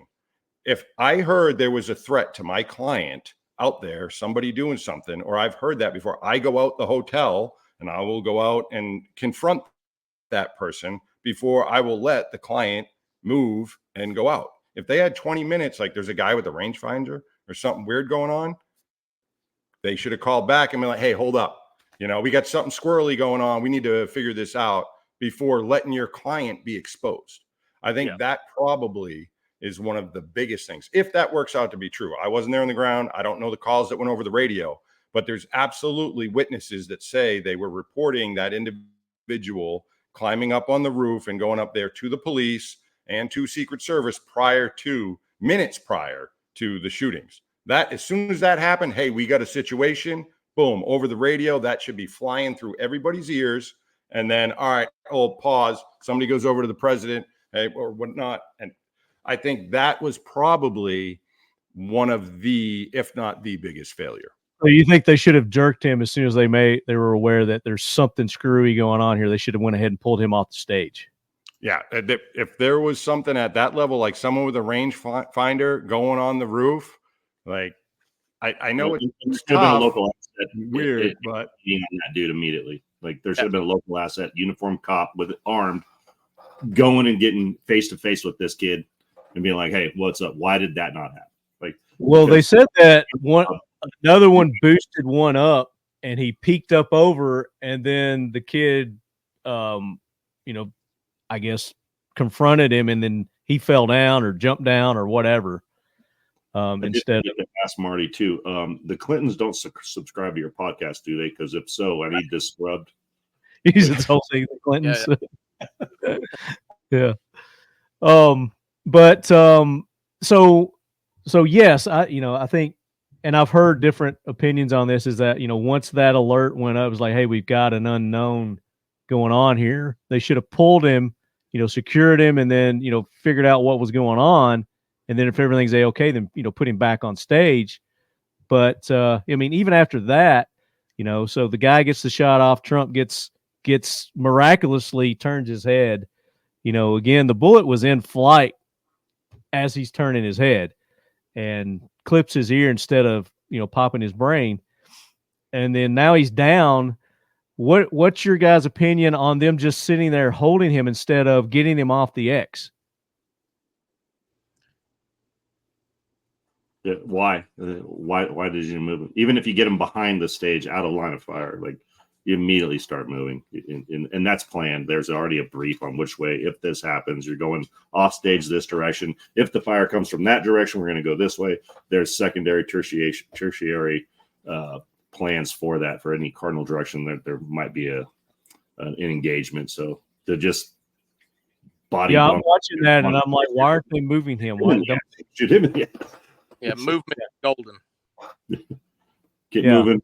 Have your middle ring figure out what's going on. And we've already pointed out the fact that the girls you're facing out looking for that engagement. Yeah, and we pointed out that the agents that were there were too short. They should have had taller agents. He was exposed. Do you let him do the fist pump? Or are you just are you tucking him down? And because at that point, isn't that your primary goal? He's like, you're not listening to what he said. You're getting them and moving them, and you take. At that point, you're in charge, right? And yes, but from what we're seeing in there is there didn't appear to be. They weren't in charge. They didn't know what the fuck was going on. Yeah, I hate to say it, man. And it was like JV football, playing in the NFL. Like there was people just open mouth breathing, and their circuits were frying because they didn't have the level of training or the length of training or reviews of training, SOPs, rehearsals. That's what it appeared like to me. Is there was no data. That the rainbow wheel was just spinning, and they were just like they didn't know what to do because they hadn't done it enough. I don't think he had I was shocked. I got to put it that way because again, the Secret Service is the gold standard in protection, right? Completely shocked. You had this JV scene appear. So I think like what Daniel was saying, there was an augmented team. There might have been some local assets from the area that were put in suits. I'm not sure that was a full blown Secret Service team. Yeah, possibly some Homeland Security guys augmenting the detail. It's a shame. I'd hate to be in those guys' situation, to be quite honest. Yeah. Introducing our new belly band holster. Whether you're hitting the gym or running a quick errand, our belly band is one of the most comfortable and safest ways to carry your firearm. The center section allows you to carry most common pistols. Left or right-handed, this has you covered. A hard laminate trigger shield protects the firearm's trigger from unwanted intrusion, giving you ease of mind while carrying every day. 2 elastic sleeves give you the flexibility to carry other everyday items, such as spare mags, flashlight, knife, or pepper spray.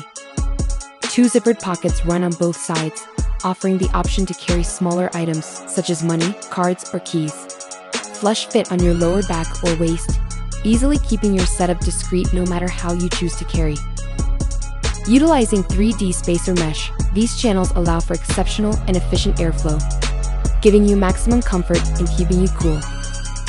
Carry whenever you want, how you want, with our new belly band holster. Available now. Mission First Tactical is the official tactical accessories provider for the Talking Lead podcast and the Leadhead Brigade. Use the code LEADHEAD for an exclusive 20% discount on all orders.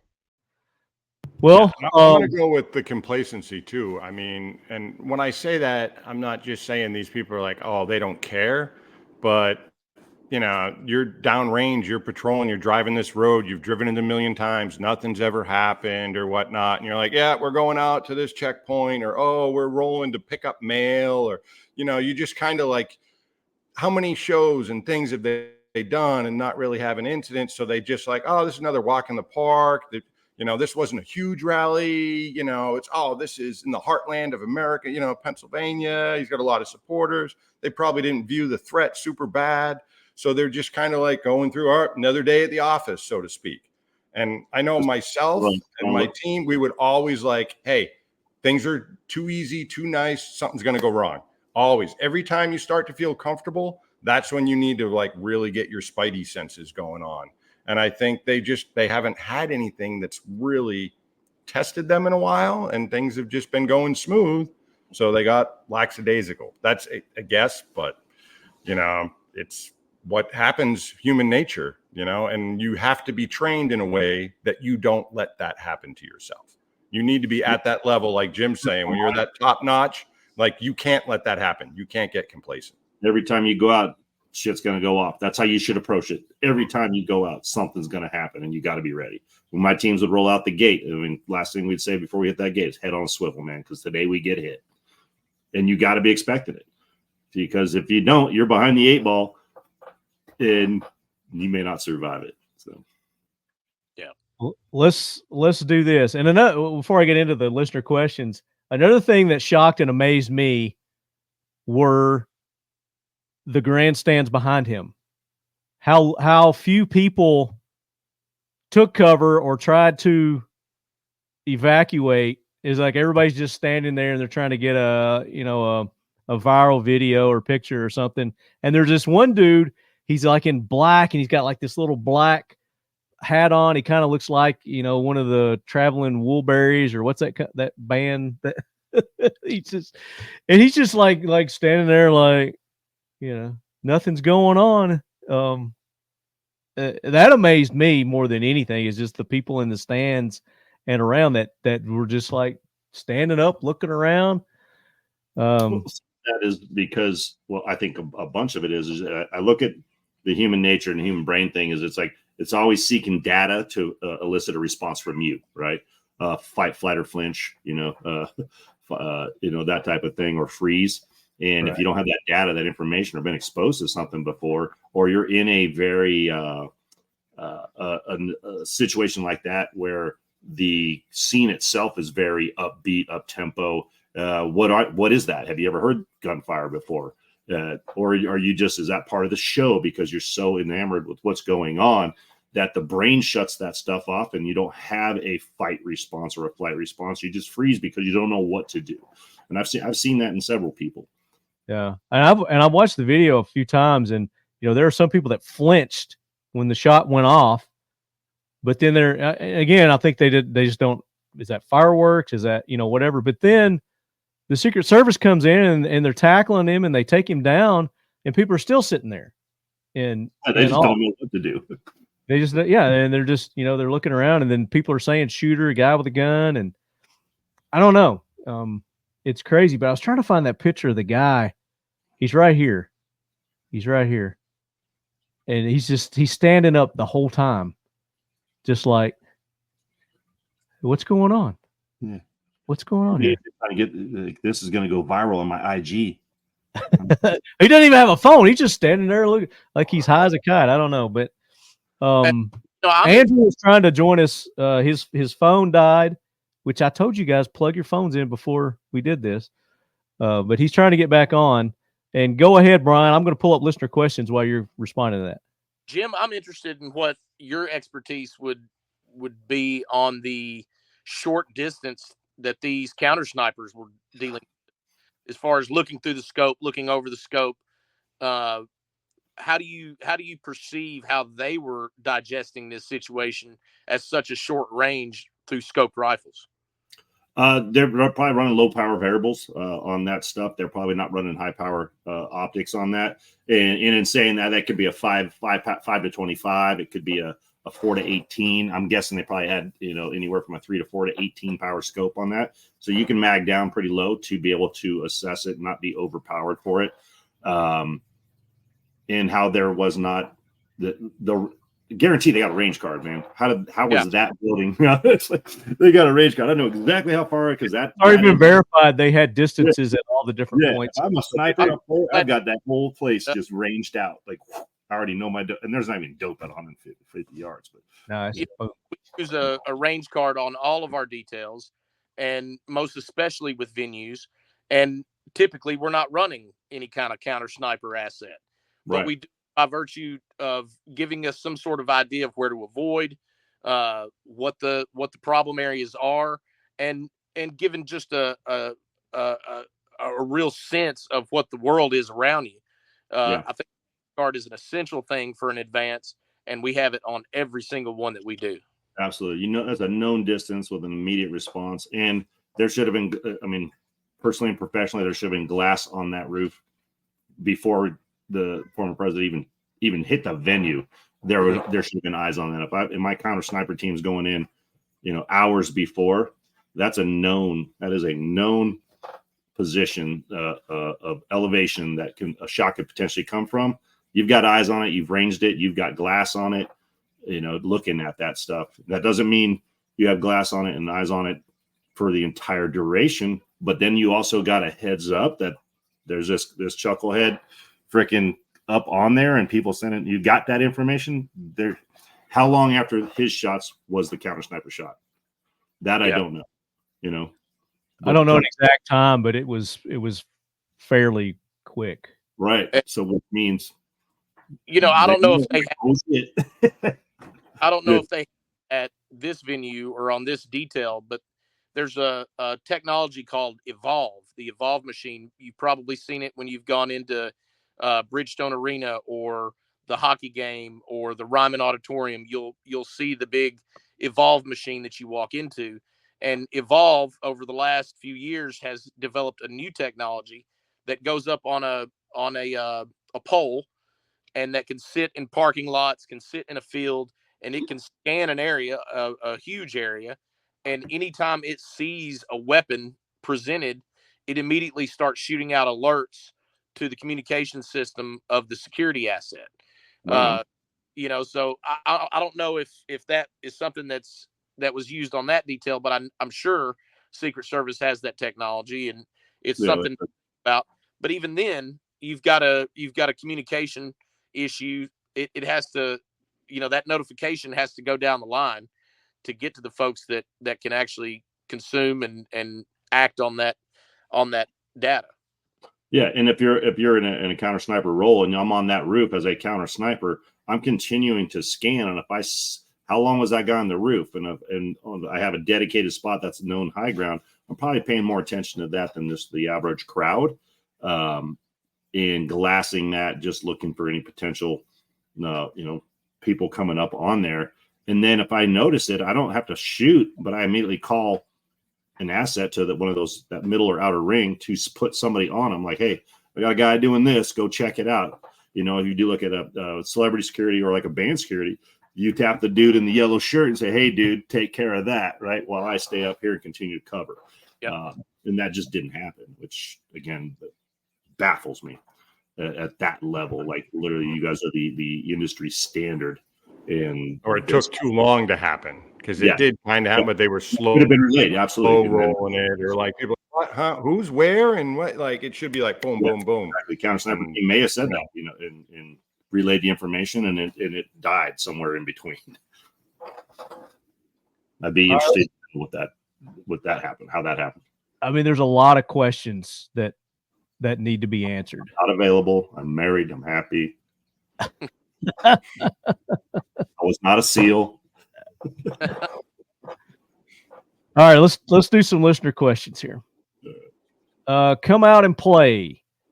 What research or testing has been done with drones for counter sniper terrorism tactics? Briefcase drones have come a long way, and with all the field use we've seen in Ukraine, seems like an FPV with small payloads could be effective, albeit not the cleanest countermeasure. I mean, recon would be great with drones. Yeah, I don't see them using a drone with a payload at a convention. Yeah. You got that old boy in the back. It would be recon eyes only. You're not gonna, Yeah, like it just fails and calls the crowd. Yeah, that'd be a bad day.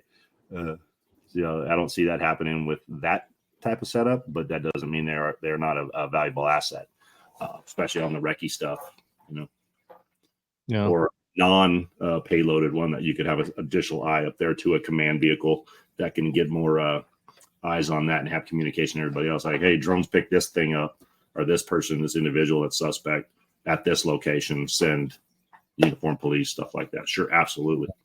And what about like motion sensors in detectors too? Wouldn't that been something great to put on top of that build? Is like, okay, maybe we don't have it manned, but we could put some countermeasures up there, like motion detection. If somebody breaches the ladder that's over there or whatever, then, we get a notice or whatever. I mean, I haven't heard of any of that kind of technology being used for this. I think they covered that, and you guys please pitch in with your counter sniper, your counter action assault team, like your CAT team guys, eyes up on their people in positions to overwatch the venue. I think they had that covered.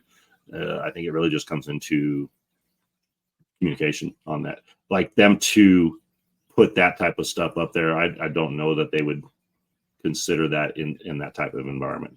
Not a bad idea though. technology can sometimes be more of a complication and create a lot of fog and a lot of confusion for how that data gets collated down the flagpole for dissemination. It's a process that everybody's got to get keyed up to, when it may just be as simple as keying your Motorola and putting it out on the net. Yeah, I agree. Technology, sometimes everybody wants this wazoo tech stuff, but batteries die, or a sensor will give a false alarm. Say there's a bird that lands on the roof, and all of a sudden now you're shutting things down because some sensor tripped or whatnot. There's nothing like, a trained professional with eyes on. They needed more of that. All right, next question. Gerald Link, the event is unimaginable for the level of professionalism that is supposed to be given. Had the pleasure of or misfortune of doing PSD work on my last deployment overseas for our squadron commander and command sergeant major. There was good times and long hours. Many times we would go into a place with no prior chance to clear the area or depend on the local police or military to have done this. What a problem this was all the time. So maybe he just wants you guys to comment on your experience with that. That's more like a statement there, and good on them for doing the security stuff. Yeah, that's when you got to rely on your training and be non-complacent, right? Go in there expecting a fight and be watching and be on the same sheet of music with your team. That's life-saving.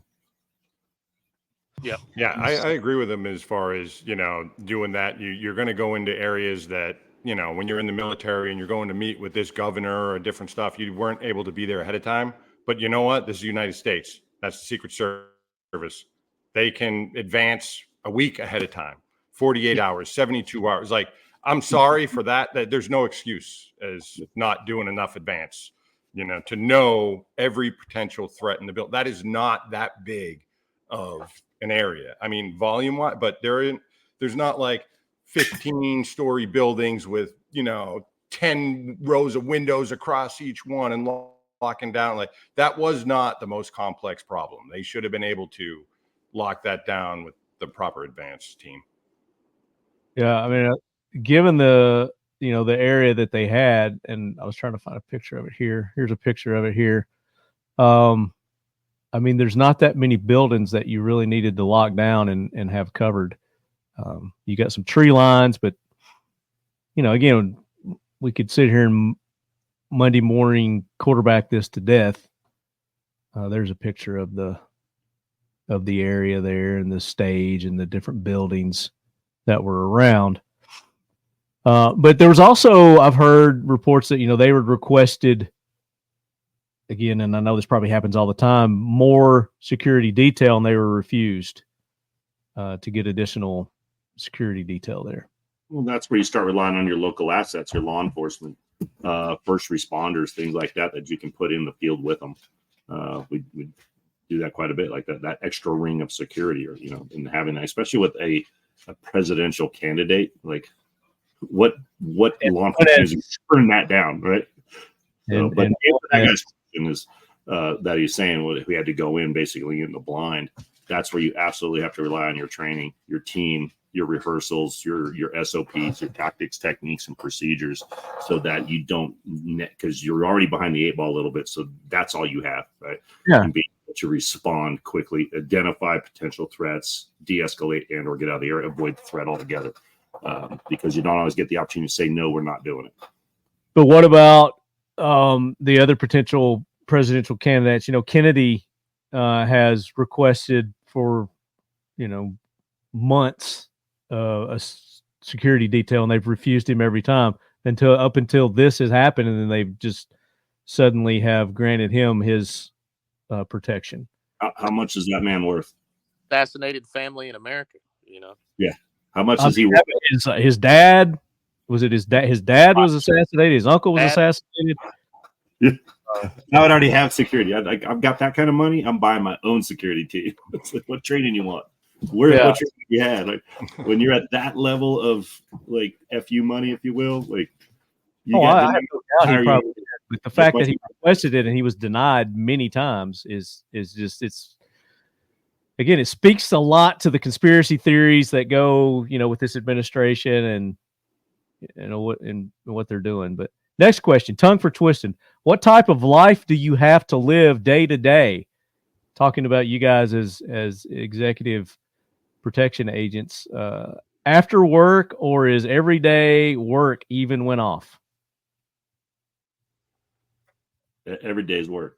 When you're working, you're working. Every day, no professionalism, and I'll be the first one to raise my hand and say I've stepped over that line before. Like, hey, I got off work, have a couple beers, and then guess what? You get a phone call. Hey, we're moving. We're going out. And you're like, damn. So now it's a lifestyle. When I'm on the road or I'm traveling, I'm working. There's no drinking. I make sure I'm in bed when I need to be in bed. If I got how much sleep I need to get. And when they're going to get up, because I'm going to get up and get a workout in, or I'm going to be up and checking things prior to. I'll go out, start looking for fans hanging around the front of the hotels, things of that nature, and I will have all my shit taken care of. And then I watch a lot of Netflix, play some video games, spend a lot of time in my room, just being ready to go. Like that's the job, that is the lifestyle. You can F it up. Right? I mean, be honest. The movie with Kevin Costner, The Bodyguard, that's really what got you into this, right? Yeah. Then I want to do the Denzel thing, but I don't speak Spanish. But there's a connection with Dolly, though, the Bodyguard. Yeah, I told you before, I think on the other episode, about my encounter with Kevin Costner. I don't know. Tell us again. I don't think you did. Yeah, we were moving Dolly to the Lowe's Vanderbilt Plaza, doing I think we were doing the Red Hat Lady convention, and we're on one of the upper floors. We're taking her from the hotel room to the event area, the event ballroom, and as we go down the hallway, as we're moving down the hallway, this guy pops out of his hotel room door. And he's wearing scruffy jeans and a scruffy button-up shirt, like a plaid shirt, and he's got 12 o'clock shadow, and he immediately makes a move for Dolly, just rushes up on Dolly, and I grab him, and he kind of resists a little bit, and I kind of throat pinch him up against the wall, and as I make eye contact, I look at him, and it's Kevin Costner, and I said, man, you should have known better. You're the bodyguard. You're the bodyguard. He was like, That's man, great. so sorry. I just wanted to say hi to Miss Dolly. And Dolly was screaming at me, let it go, it's Kevin. And so that happened. Yep. It's like material for you to use for the movie, Kevin. Yeah. Yeah. I would like to make sure we answer that guy's question. And it is a lifestyle change. However, if your lifestyle is, that security thing, getting your training, going and eating healthy or whatever it may be, even if you're not eating healthy, but knowing that your timeline is based around their timeline, right? Being on time, being on target, being ready to go prior to them. You don't really have a life beyond that. You're not going to go out and go see a movie, or go an hour away to do something else, right? You're in the vicinity, and not going to run to Starbucks and get a coffee. And you can, but you better make sure your timeline is tight and you don't go to the one across town. You know what I mean? I'll give you an example. Like if I got up in the morning on the New York City gig, I knew my client would be up and moving and doing things at a certain time. That was his standard. I would make sure my training was done. I got invited to go to a gym across Manhattan. I wouldn't go across Manhattan because I'd have to get, what if something happened? I got to get back. Plans change. You go, hey, guess what? The Starbucks is 10 miles away. You're going to get whatever coffee shop is 2 blocks away. Does that make sense? So there is some give and take on that, but it's not a complete forfeiture of your life, if you will, in lifestyle. I might add, living on a tour bus is not for everybody. I've seen folks that were, complete studs that I thought were going to be the best security guy, the best venue guy ever. And they completely shit the bed on their 4th, 5th, 6th, 7th, 12th night, showing up in a new town on a tour bus, living on a tour bus, sleeping on a tour bus while it's moving. It's not for everybody. And, it's a lot of folks just can't. So. Yeah, you're living out of a suitcase. There were times I didn't even take my clothes out of the suitcase. I check into the hotel room. I drop my bag. We're moving, running, doing stuff. You're coordinating. You're And then like you put people to bed and you're like, you know what? I got to roll in 3 hours. Guess what? Sleep's more important. So I can be awake and not be droning. I may brush my teeth and that's it. That suitcase would be in that hotel and never even be opened up. If you're like me, you put something in the car and you need it. So I just leave everything in my suitcase. I never unpack the suitcase because I'll forget it. Carry a stick of deodorant with you. You can't go. Yeah. No, it's absolutely a lifestyle. And when you're on, you're on. You know, I always look at it as like when I'm doing the executive protection, it's like I'm deployed. Mm-hmm. You know, you anytime the phone call, this or that, I'm in the hotel room adjacent to their hotel room or whatnot. Like you never know when there's going to be a knock on the door, and that's happened. You know, I've been sitting on the toilet and somebody was banging. I'm like, my phone's. I'm like, damn, you know, like it off. You got to be ready. You never know when things are going to happen, so you have to have that, you know, awareness. What kind of liability do you guys are you associated with you? You know, if something happens to one of your principals, what kind of liability are you guys carrying for something like that? A lot. It's expensive. I carry a $2 million policy. Yeah, and it goes up. It goes up every year. The more money you make, the more clients you have, the more the insurance company charges you for that policy. It can get very pricey, and it does, especially when you're dealing with executive protection, when you're dealing with celebrities. The numbers for the insurance policies go up substantially. As a matter of fact, a lot of the guys in the industry will require the artist to carry that insurance, and rather than their company, their security company carrying the insurance, we as a company, SAPS, we carry a policy for multi levels of things. So when you start getting into canines, explosive detection canines, protection canines, executive protection, celebrities, and venues that serve alcohol, you're dealing with more insurance. And then when you've got things like, say, you're going to go to a large award show, say or an NFL football event. Well, the NFL is going to require you and your team, if you're going to be armed in their venue, to present an insurance policy that specifically allocates that venue and the NFL in the policy. Yeah, so, if they let you carry in there, right? If indeed, and it can take a lot of negotiation and a lot of configuring and liaison to get that done. We've experienced it numerous times, and it's a big part of what we do as SAPS is being able to manage that insurance policy. And I will tell you there's something to be said for that too, is you get way more flies with honey than you do vinegar, right? So your personality, your charm, and your ability to make them feel important and like they're the ones coming up with the idea, that type of thing is an art, and you should be good at it, right? Because the last thing you typically do is pull your gun, but you're negotiating all the time, all day, every day, building those relationships and assets. So you need to be 10 times more charming than that pig on Green Acres. And you've got to be really good at working with management. The management that you're dealing with has to be seamless to work with the security crew and have their interests at heart as well, because they're the ones that really start the negotiations on venues and things like that, and being able to let the venue know, hey, we're going to be coming in with a big security team and a big security footprint. So it's on them in a lot of ways to get that stuff done. So you've got to have good relationships there as well. All right. Pulp Fiction reference, by the way, Jim Erwin, ladies and gentlemen. And I'm glad you brought up canines too, because that's why I wanted to have Andrew on here, because he's got a lot of canine experience. I was going to ask if, are there any scenarios or situations where you guys would, have a canine with you for not overseas? Obviously overseas, yes, I get that, but here in America. With Dolly, we use canines exclusively for every event. We have explosive detection canines that we use that are attached to her detail, and we use them regularly every day. We've used them this week.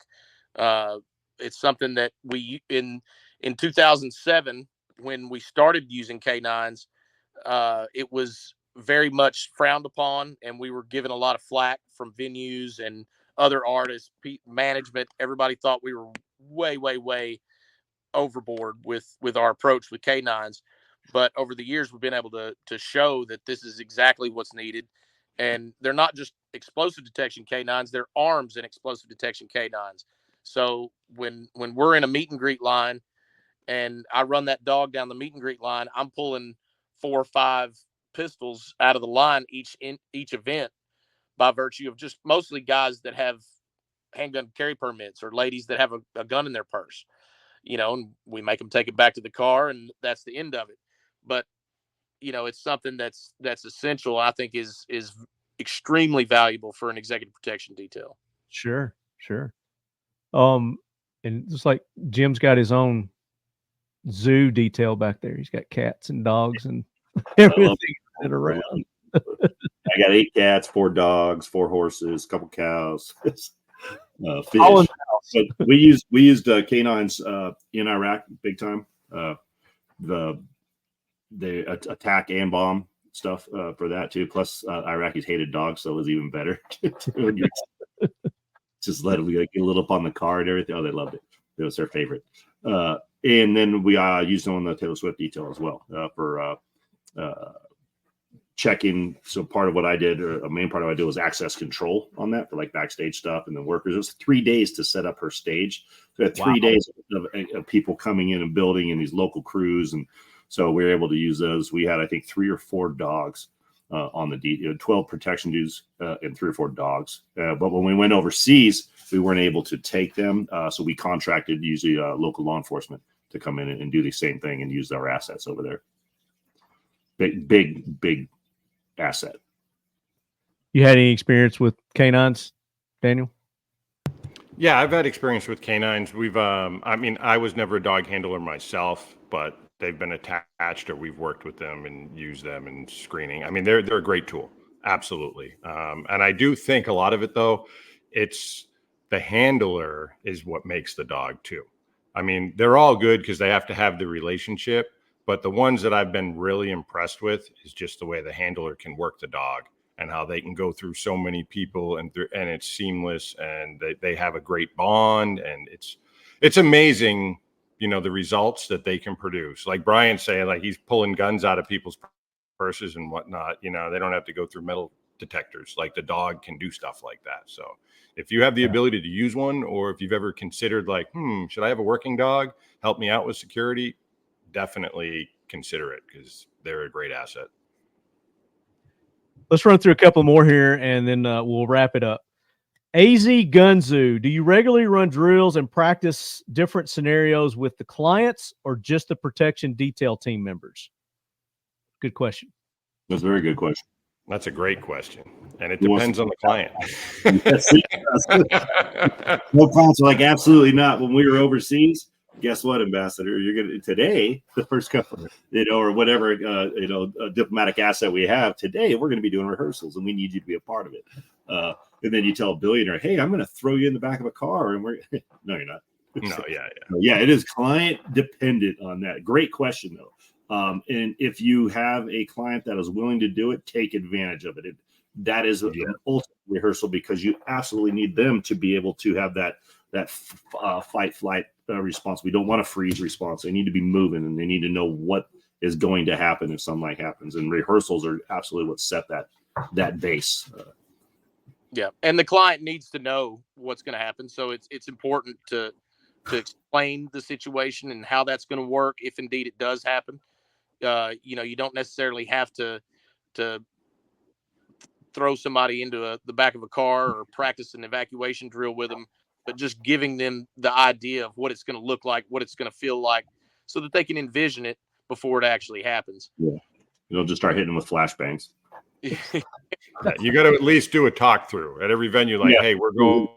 This is the direction we're going. This is what's happening. You're going to see us, or like, if you can do the rehearsals, great. But a lot of the times you're not going to be able to with the actual client. So you do rehearsals with all the moving pieces. So I do dry runs with drivers and things like that. So so that you do rehearse, and it is dependent and it's variable, with the client and where you're going. You know, sometimes you can only do a talk through because you haven't been on the ground yet. Yep.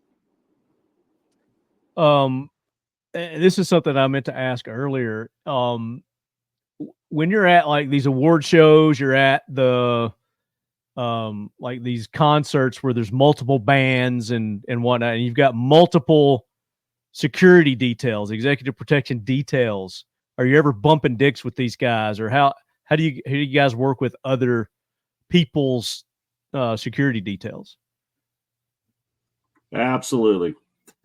It is dicks, right? Like, you know, it usually ends up with who has the most highest value client. So if we go like into the high threat stuff, if the main ambassadors dude or the 4-star generals there, everybody else's protection team takes a step down from them. They are the primary.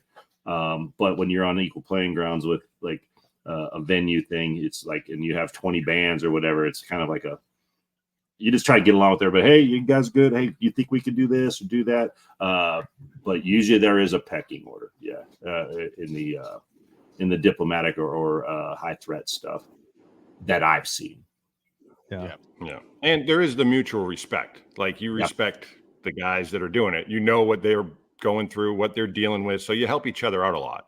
I would say the people that I've worked with, over 95% of them have been good, and we've worked together and no issues. We figure it out. Like you said, the pecking order. All right, who's in charge? Or when you got this area, I got that area.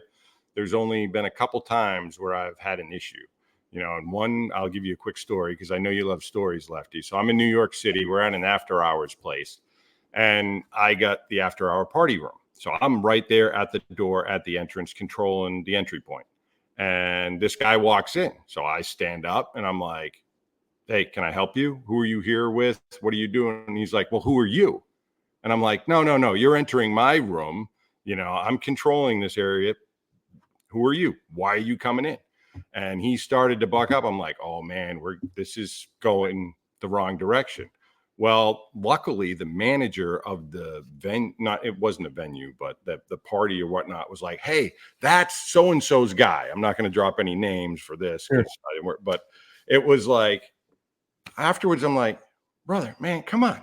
Like, you know what I'm doing. You do this type of thing. You're entering an area with celebrities and VIPs. Yeah, so and you're getting mad when you get challenged at the entranceway. Like, that you do the same thing. I'm doing exactly what you do.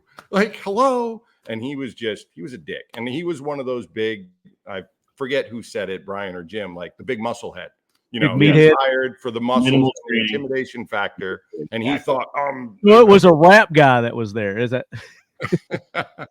I mean, you look at the security details for these rap guys, and they're all just these gigantic freaking. And then they're looking for I would take a 5 foot, 450 pound dude that has his shit wired tight over a 6'5", 300 pounder, because this dude trains, educates, understands, the game, as opposed to just a meathead that wants to push everybody around, right? And cause scenes. We had a guy on Lincoln Park, big, heavy set dude. And in Europe, this was years ago, they actually our crew wanted to go see a movie. All right, we're going to the movies, right? And they assign seats. You buy a ticket, it comes to a seat, right? Shit. And our principal, one of the band members, his security dude didn't have the seat right next to him, sat in it, and this guy comes up and said, "Sir, that's my seat." And he's like, "Get the fuck out of here! Just say, go sit somewhere else," and created a scene, right? Yeah. Like, how else could you handle that, right? Instead of just being a dick, like, be cordial. Hey, I understand, but hey, here's where I'm at. This is why I need to sit here. If you're cool with it, I'll buy you some fucking popcorn, something, right? As opposed to just bowing up and making a scene and making our guy look like an asshole. Reimburse him for his ticket or something. Yeah, yes. Definitely. Yeah, here's my ticket. You obviously bought one. You got in there. Just, hey, do you mind trading seats? I'll buy you popcorn, like you said, or whatnot, and then explain this. Yeah. You get more with honey than you do with vinegar, man. And well, you said it earlier. It's being diplomatic is your main weapon. Is being able to talk and de-escalate the situation.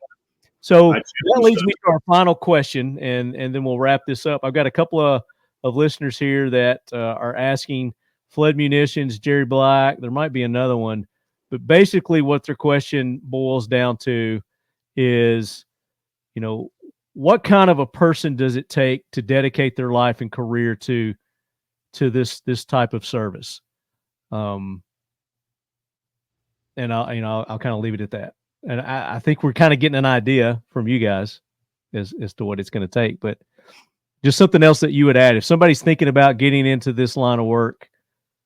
What are some things that they just really need to think about, and also, deep down in themselves, they need to. Am I the type of person for this? Well, I think work ethic's important. I mean, this is manual labor when you get down to it. It's hard work, and you have to have that kind of ethic. You have to be timely.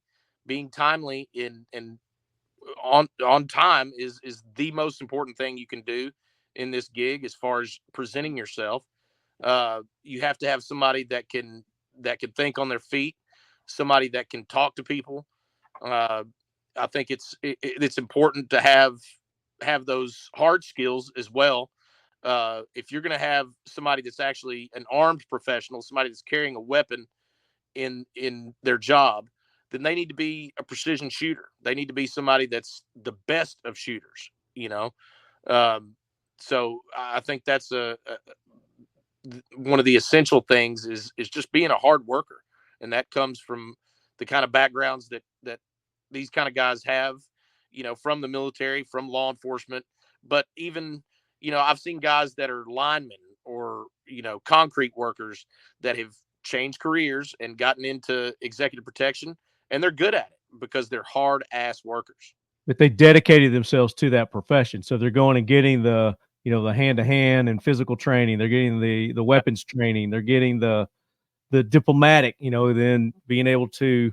And you can't pretend to do something else. It's not a part-time job. If you're going to define yourself as an executive protection person, you've got to do this job, and you got to do it all the time.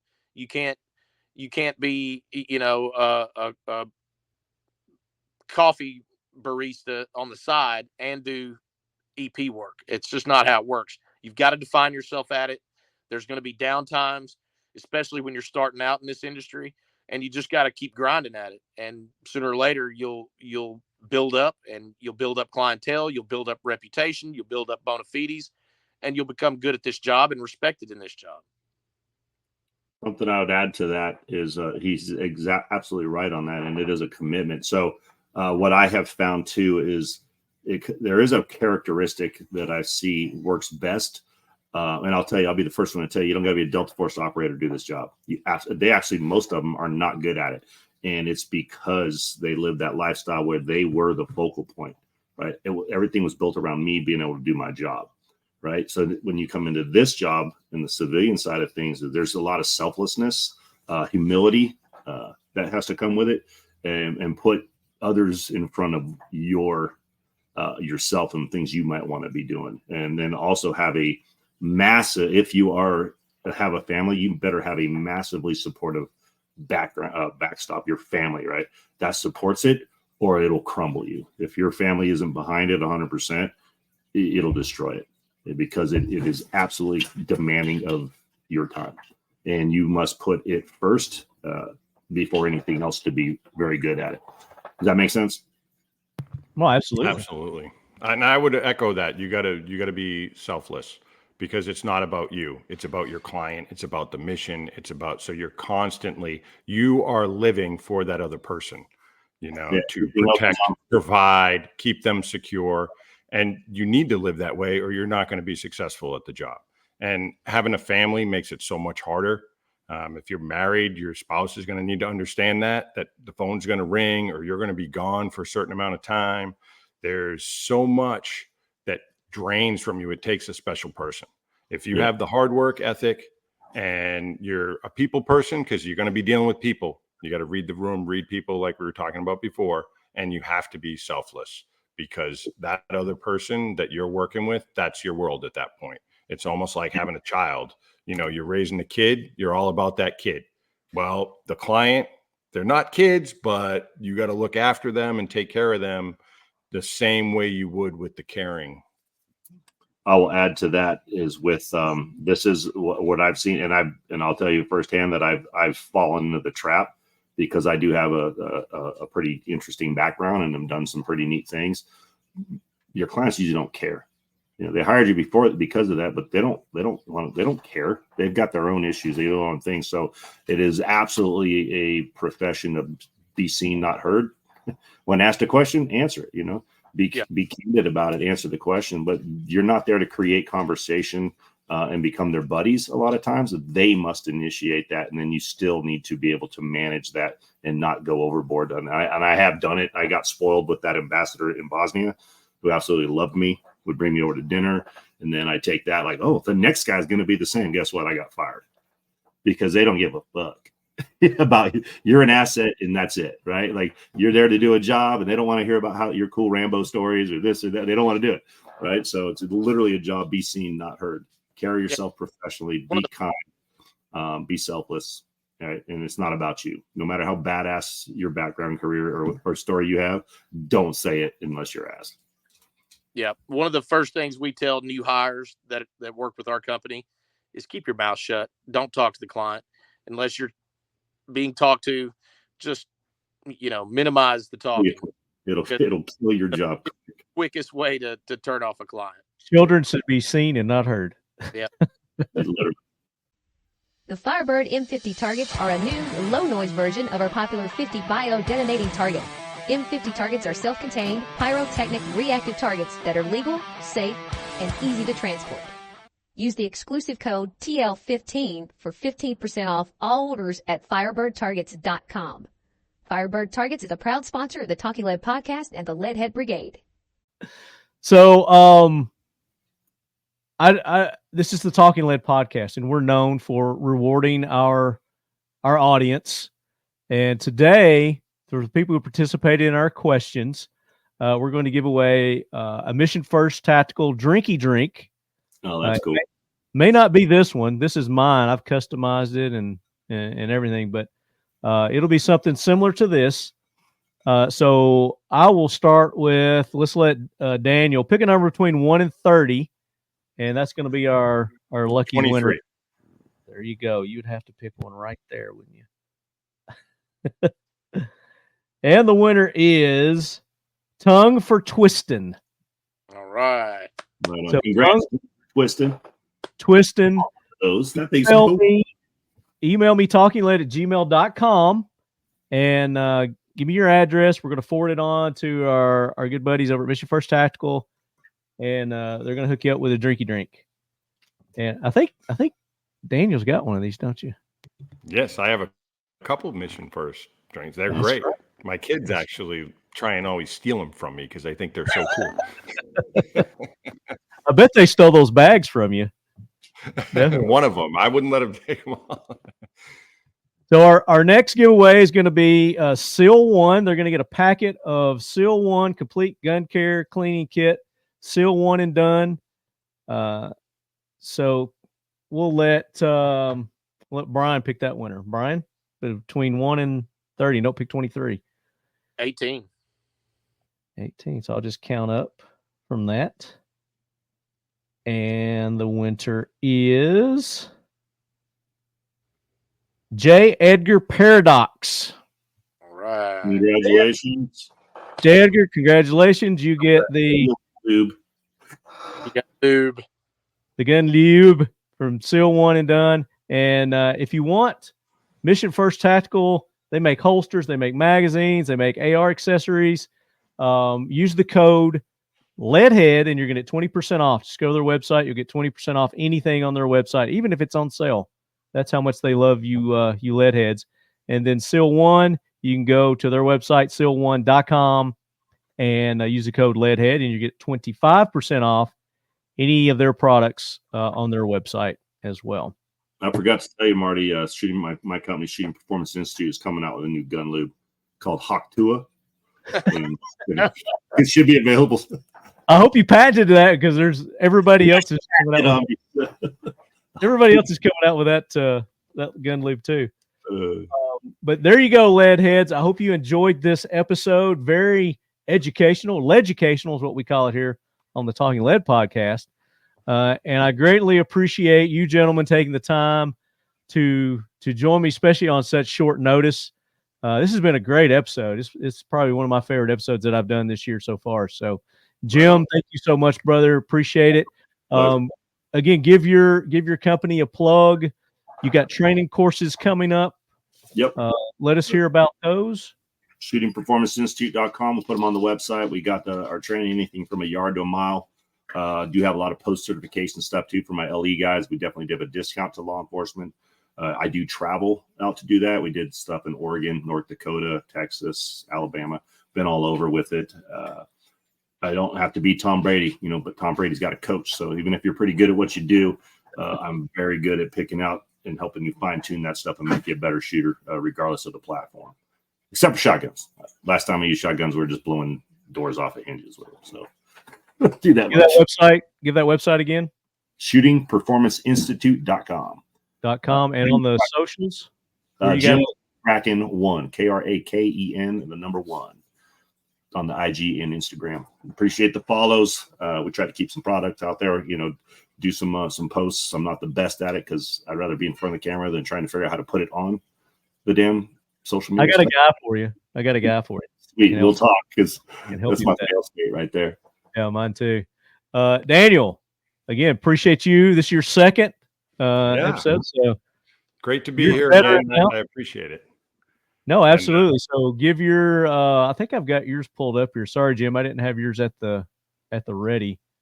But yeah, anybody that wants to understand, the mindset of a good executive protection person, or the mindset of, a special forces operator, or anybody in special operations that's, been successful or reached elite levels of success, and how they think, how they approach things, how they attack stuff, pick up my book, The Asset Mindset. It's pretty much a manual that's going to tell you how you need to think, how to build PACE plans, primary, alternate contingencies, emergencies, how to attack life, and just make your dreams come true, and realize that you can accomplish more than you ever thought you could, because you are your greatest asset. Is that back or audio and audible? It's audio and audible, and paperback is being released in September. Right now, it's just hard copy with Simon & Schuster. But yeah, if you type in The Asset Mindset or my name, Daniel Fielding, it'll come right up. Sweet. Is that how we met, through Simon & Schuster? Was that? Yes. Yep. That's how we ended up linking up. I thought, David Brown. Yes. I believe it was. Yeah, that hooked us up. Yeah, and it's just, honestly, guys like us with military background, I was a blue collar guy. I never thought I'd be an author, and it came up, and it's changing people's lives. And, sometimes the pen is mightier than the sword. There you go. And there's Jim's website. I've got it up there. That is the right website, right? Jim, you're muted. Jim, you're muted. Yeah, you said that like 3 times.